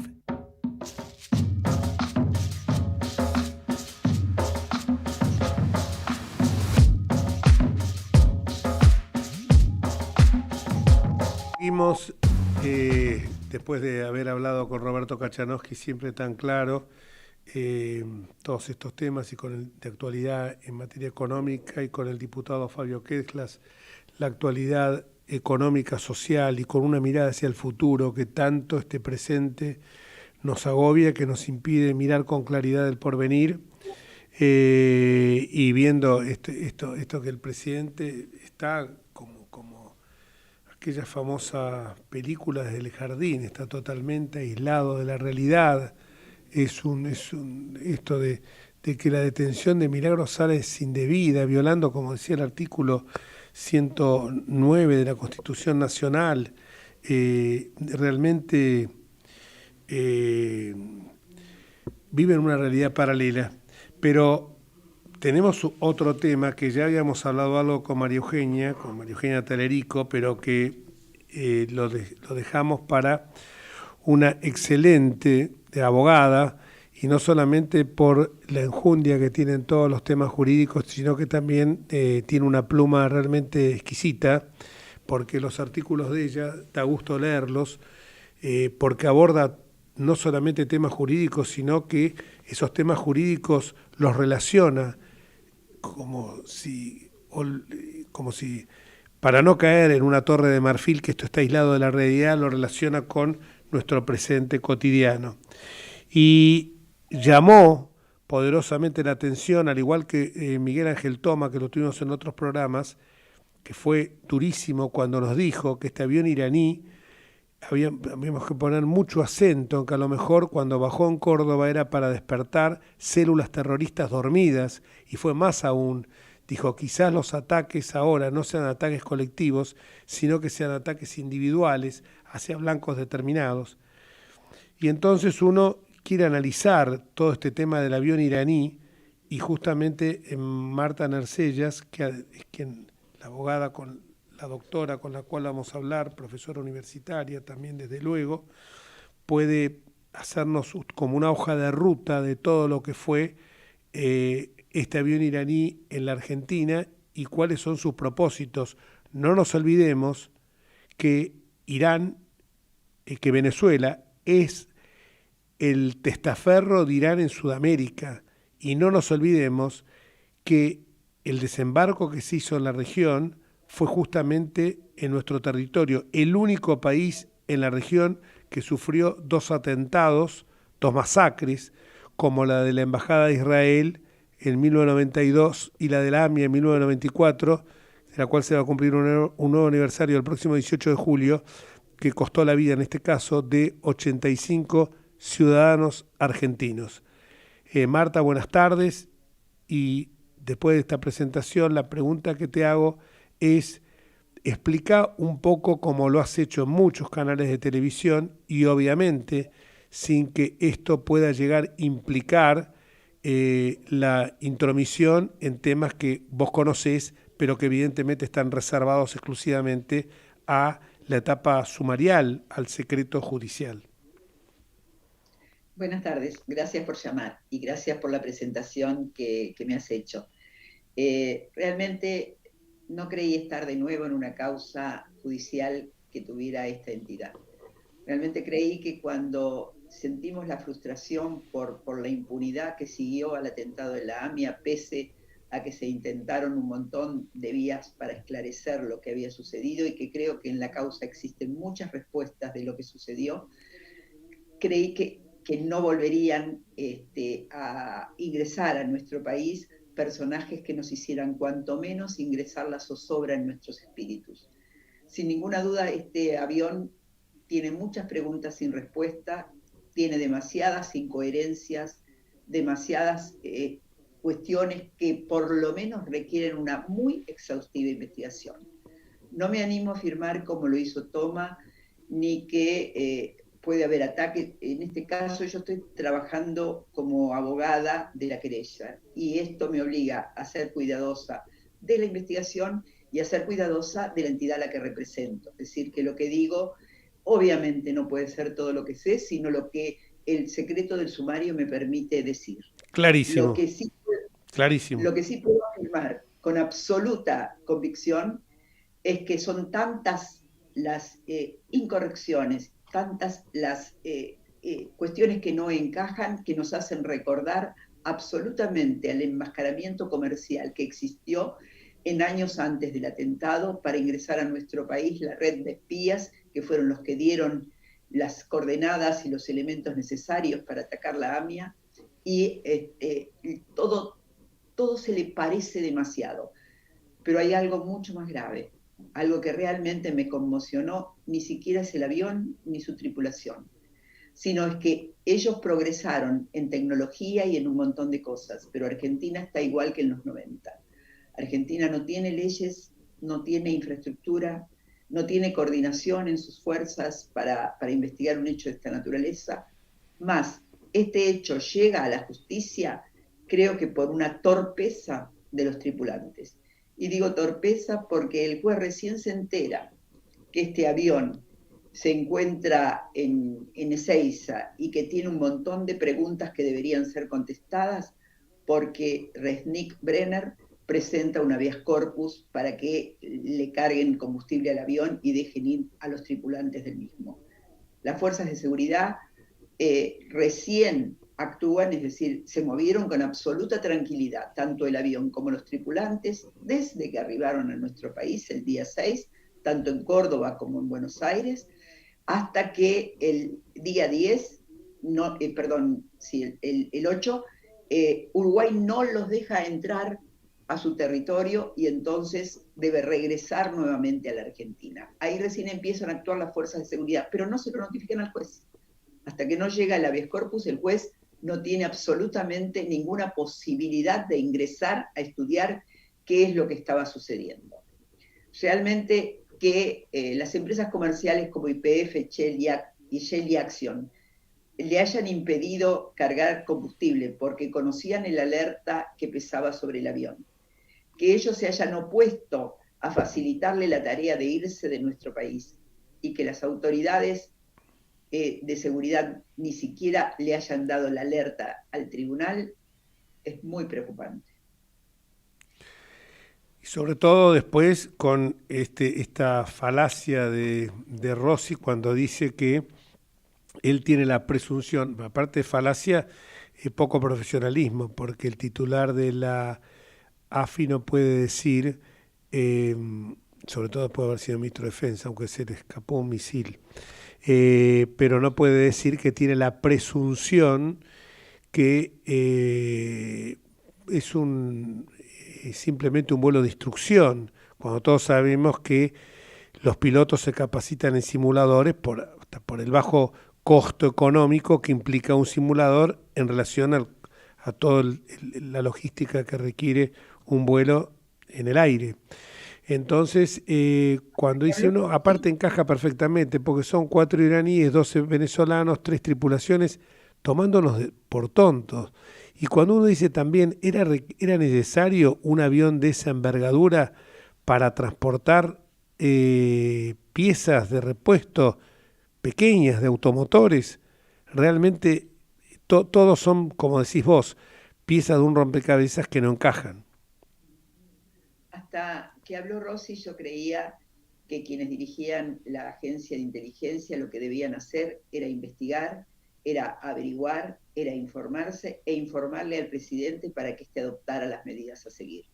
Realmente su exposición pública, su vergonzosa exposición pública, hace que uno sienta como que le estaba tirando letras sobre lo que tenían que decir a las personas que se encontraban en el avión, que tenían que decir cuál era la razón por la cual llegaron al país. Realmente, si teníamos alguna duda respecto de que solo se trataba de torpeza, que solo eran errores como los muchos que cometen en todas las áreas de gobierno, en este momento de la sospecha yo pasé a una seria duda respecto de la complicidad, porque no puede explicar lo que hacían, no se puede dar respuestas, menos desde una agencia de inteligencia o de ninguno de los otros organismos del Estado, no se pueden dar respuestas antes de investigar. Primero se pregunta y después se responde. Ellos respondieron y excusaron antes de contestar, sabiendo que se trataba cuanto menos de un avión que tenía una sanción internacional, de un avión que a las empresas comerciales les había llamado la atención tanto como para no cargar combustible, que es justamente su negocio. Entonces, realmente la actitud de las autoridades políticas del gobierno dejó mucho que desear en un tema que tiene que ser muy sensible. Tuvimos 2 atentados, no somos cualquier país. Paraguay reaccionó tarde, porque en realidad también debemos reconocer que quienes paramos el avión fuimos los argentinos. En Paraguay estuvo nada menos que en Ciudad del Este, que es uno de los lugares donde todos sabemos que está el Hezbolá, que desde allí se financia el terrorismo y el narcotráfico, que es una de las fuentes de financiación más importantes del terrorismo.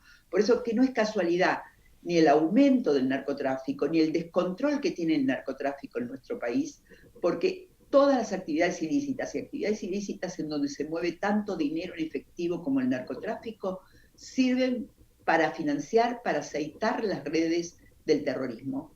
Entonces, estuvo allí y lo dejaron salir. Supongamos que se enteraron tarde, supongamos que no lo sabe y entonces después nos dan el alerta. Dan el alerta a Argentina, Argentina no hace absolutamente nada. Más grave aún, cuando se quiere ir de acá porque no tiene el combustible suficiente, ni Uruguay ni Paraguay los dejan entrar. O sea que queda en nuestro país. Porque el avión se quiso ir y se pudo ir si no fuera por el combustible. O sea que nosotros tuvimos acá un avión que deberíamos investigar cuanto menos a qué vino, por qué vino, porque la ecuación económica no da. Son fleteros, según dicen. Es decir, hay que averiguar, y esto nosotros lo hemos pedido como querellantes, el precio que se pagó por el flete y averiguar la totalidad de los gastos que este flete tuvo para realizar su cometido oficial. No nos olvidemos que fue a México a buscar la mercadería, pasó por Caracas, que no estaba en el plan de vuelos, y luego vino a la Argentina. Tenía que regresar desde la Argentina, tenía 19 tripulantes, tenía gastos de la tripulación, del hospedaje, porque pensaban irse al día siguiente, tenía una cantidad de combustible, solos tiene una suma importantísima. Es un avión viejísimo, con instrumental viejo.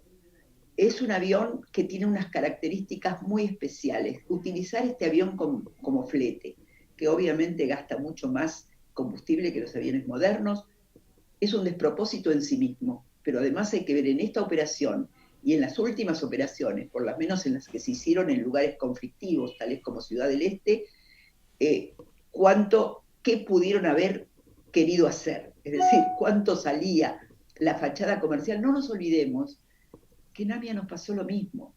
No nos olvidemos que en AMIA nos enmascararon empresas comerciales como el frigorífico para meternos iraníes y para meternos dinero, para meter el dinero que fue necesario para implementar el atentado. Entonces, ya lo vivimos, esto es igual, parecería, yo miro lo que sucedió y retrocedo a los años 90 y se le parece tanto que digo, ¿cómo no están inquietos en sus sillones las autoridades políticas para sacar hasta la última célula de información que pueda tener ese avión y esos tripulantes? ¿Cómo podemos creer que vinieron a entrenarse tripulantes venezolanos, algunos de los cuales con una edad relativamente grande, como para ser alumnitos de aviación, que de casualidad también pertenecían al ejército, con gente que además está fichada como perteneciente al Quds, es decir, a la Fuerza Revolucionaria Islámica?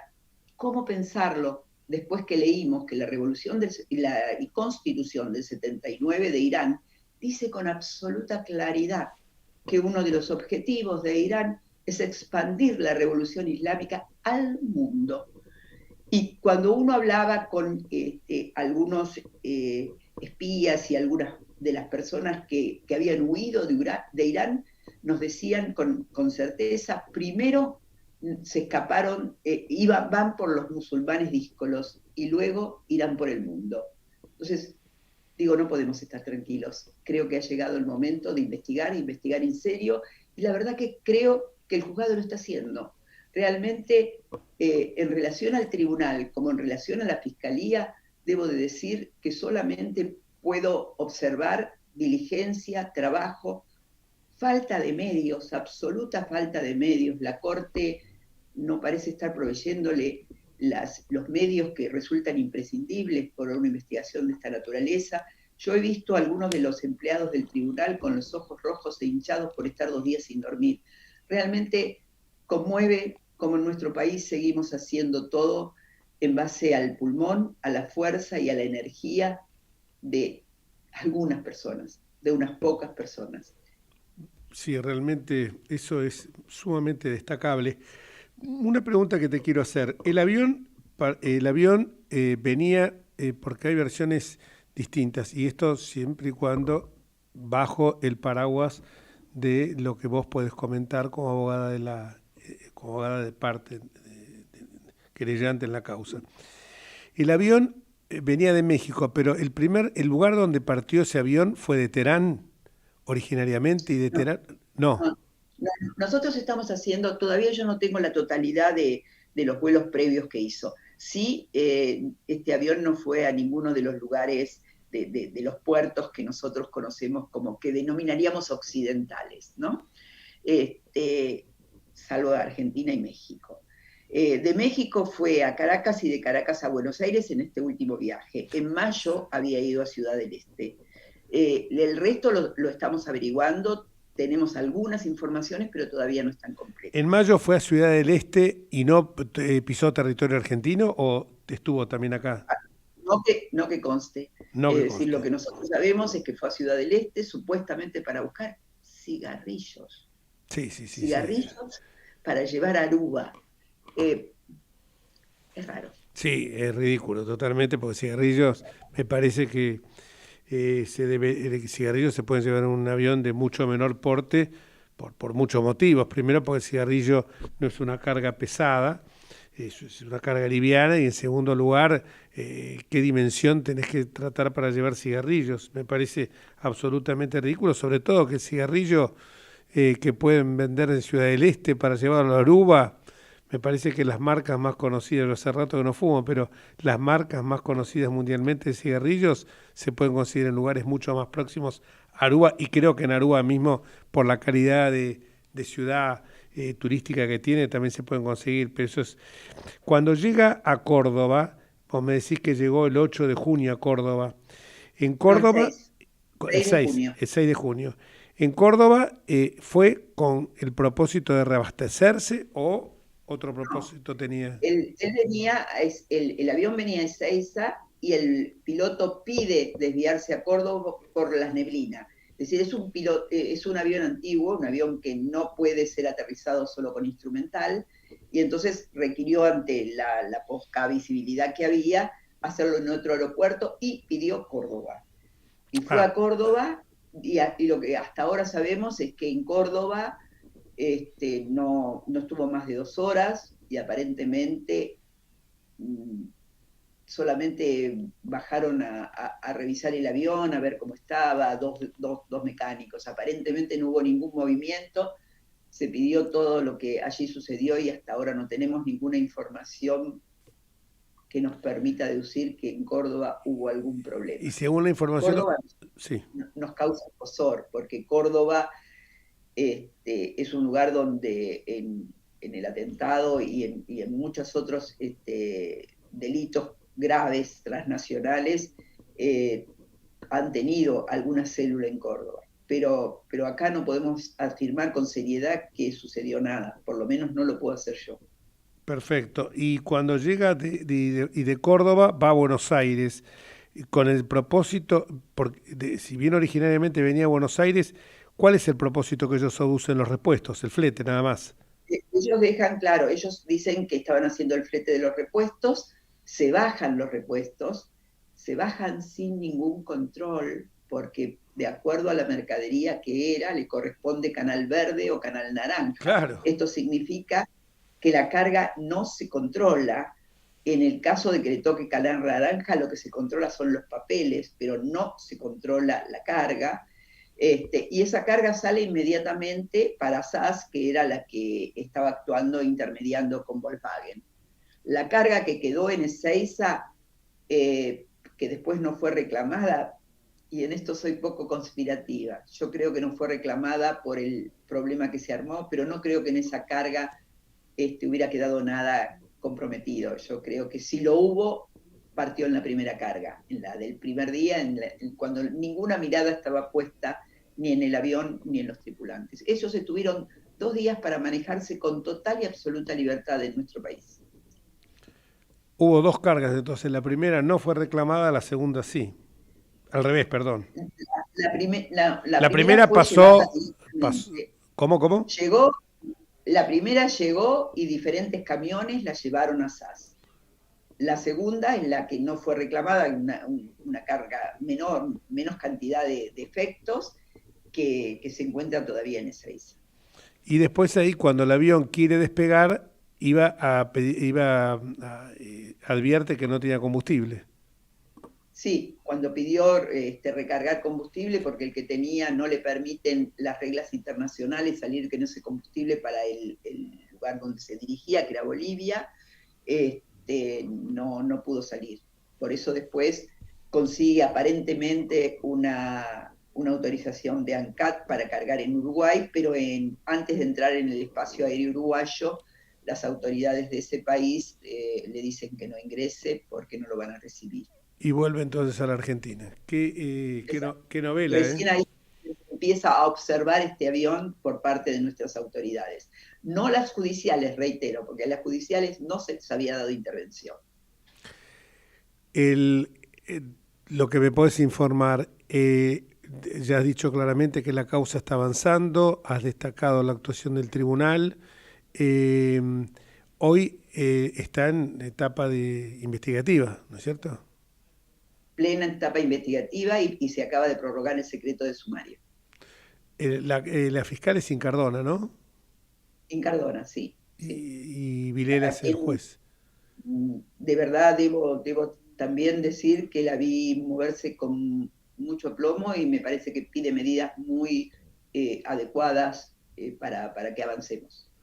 Me parece que realmente todos los comentarios que estoy recibiendo de la fiscal Incardona son en la misma dirección de lo que vos estás señalando, lo cual, bueno, hace alentar la esperanza que el Poder Judicial advierta la enorme gravedad que puede tener esto, que no es un dato menor, y que después de lo que vos has dicho, que el modus operandi, todas estas acciones tienen una similitud muy particular con la etapa previa a los atentados de la Embajada y de la AMIA, despiertan conciencia, y eso es bueno, es positivo, Marta, porque a veces la justicia nuestra está tan desprestigiada. Incluso estos dos funcionarios en su momento habían sido también acusados de ser parciales, y que uno ve que están trabajando así, eso a uno lo llama la atención. Prácticamente no trabajo en provincia, pese a que esto es federal y puedo hacerlo con mi matrícula nacional, pero yo no he trabajado en el tribunal ni con el fiscal, salvo excepcionalmente, por lo cual no puedo hablar de otras causas. No, sí esto me refiero al tema que es bueno, porque me refiero simplemente a algunas cuestiones periodísticas en otro tiempo, en algunas causas que intervinieron, que fueron también causas, por cierto, bastante de alto voltaje, pero es bueno saber de que hoy hay funcionarios judiciales, que son la gran mayoría, esto también hay que destacarlo, porque si no, como decíamos hace unos días con Ricardo Gilavedra, generamos una desconfianza general en las instituciones judiciales, y por culpa de algunos pocos magistrados no podemos enlodar a otros. Y cuando uno ve cómo están trabajando, porque te repito, lo mismo que me estás contando vos, tanto de Vilela como de Incardona, me lo está contando todo el mundo, periodistas que ven que están trabajando incluso con recursos escasos, tanto materiales. Vos hablabas de los ojos hinchados de los empleados por las horas de trabajo, realmente a uno lo hace alentar la esperanza que se pueda llegar al fondo de esta cuestión que es tan sensible para todos los argentinos, y que todo eso que vivimos con el asesinato de Nisman, con el acuerdo de entendimiento con la República de Irán, que fue simplemente someternos a su jurisdicción, a una comisión de la verdad, un eufemismo absurdo, van a ser simplemente recuerdo de un pasado sórdido, y que podamos nosotros seguir viviendo como lo vinimos haciendo durante décadas, en paz, en armonía y sin ser objeto de blancos terroristas. Sí, solo quisiera subrayar que, a diferencia de lo que dicen algunos políticos, no es una cosa de la justicia esta causa. La justicia está haciendo su tarea y la está haciendo en forma eficiente, pero las causas de terrorismo o de sospechas de terrorismo, de financiación del mismo, es de todos los organismos del Estado. Seguro. Todos tienen que involucrarse en esta investigación, y no solamente esto tiene que depender del esfuerzo y las espaldas del juzgado y la fiscalía. Estamos totalmente de acuerdo en esto. Fíjate vos, si no habrá estado actuando bien la justicia, que Nisman lo pagó con su vida, que un funcionario judicial lo pagó con su vida. Fíjate bien, si no, estará actuando muy bien la justicia. Por eso le saco el sombrero tanto al juez Vilena como a la fiscal Incardona, porque la verdad que, repito, están haciendo un trabajo. A quienes espero que los cuiden. Exactamente, quería que agregáramos esto, que también lo cuiden a ellos. Marta, como siempre, brillante. Lo que te escribo a veces por WhatsApp, te lo reitero públicamente, y les recomiendo a la gente que cuando vean alguna nota en algún medio periodístico de Marta Nercellas, de la doctora Nercellas, son buenísimas todas y siempre lo comentamos con amigos que tenemos en común como Osvaldo Nathanson y como que hoy no está porque siempre nos acompaña, porque trabaja en este equipo de radio todos los miércoles, que es el doctor Luis Jorge Cebajo, que también tiene solo pronunciamientos de elogio para vos, Marta. Un beso grandote. No vale. ¿Cómo? Son amigos, así que no vale. No, pero amigos, no, porque como somos realmente amigos, te diríamos cuando haces algo mal y no tenemos motivo de reproche alguno, y no te diríamos tampoco que la nota es brillante. Bueno, la lista de Marta, sí, buena la nota, pero nada más. Pero los comentarios son siempre, entre nosotros hacemos siempre, viste la nota de Marta, excelente. Así que a los oyentes que no se la pierdan. Doctora Marta Nercellas, querida Marta, un beso gigante y a seguir adelante en esta cruzada que tenés por la verdad, por la justicia y por la paz y la tranquilidad de todos los argentinos. Mucho te agradecemos. Muchas gracias. Hasta luego. Un beso enorme. Y nosotros ya estamos en las postrimerías de nuestra... Tenemos todavía algunos minutos más. No hay minutos más. Está desesperado mi amigo Gerardo haciendo... Y ya me ponen la musiquita. Entonces la musiquita me está diciendo claramente que nos vamos hasta el próximo miércoles, si Dios quiere, en Entre Ustedes y Nosotros a la hora 17 por esta señal. AM 1220. Chau.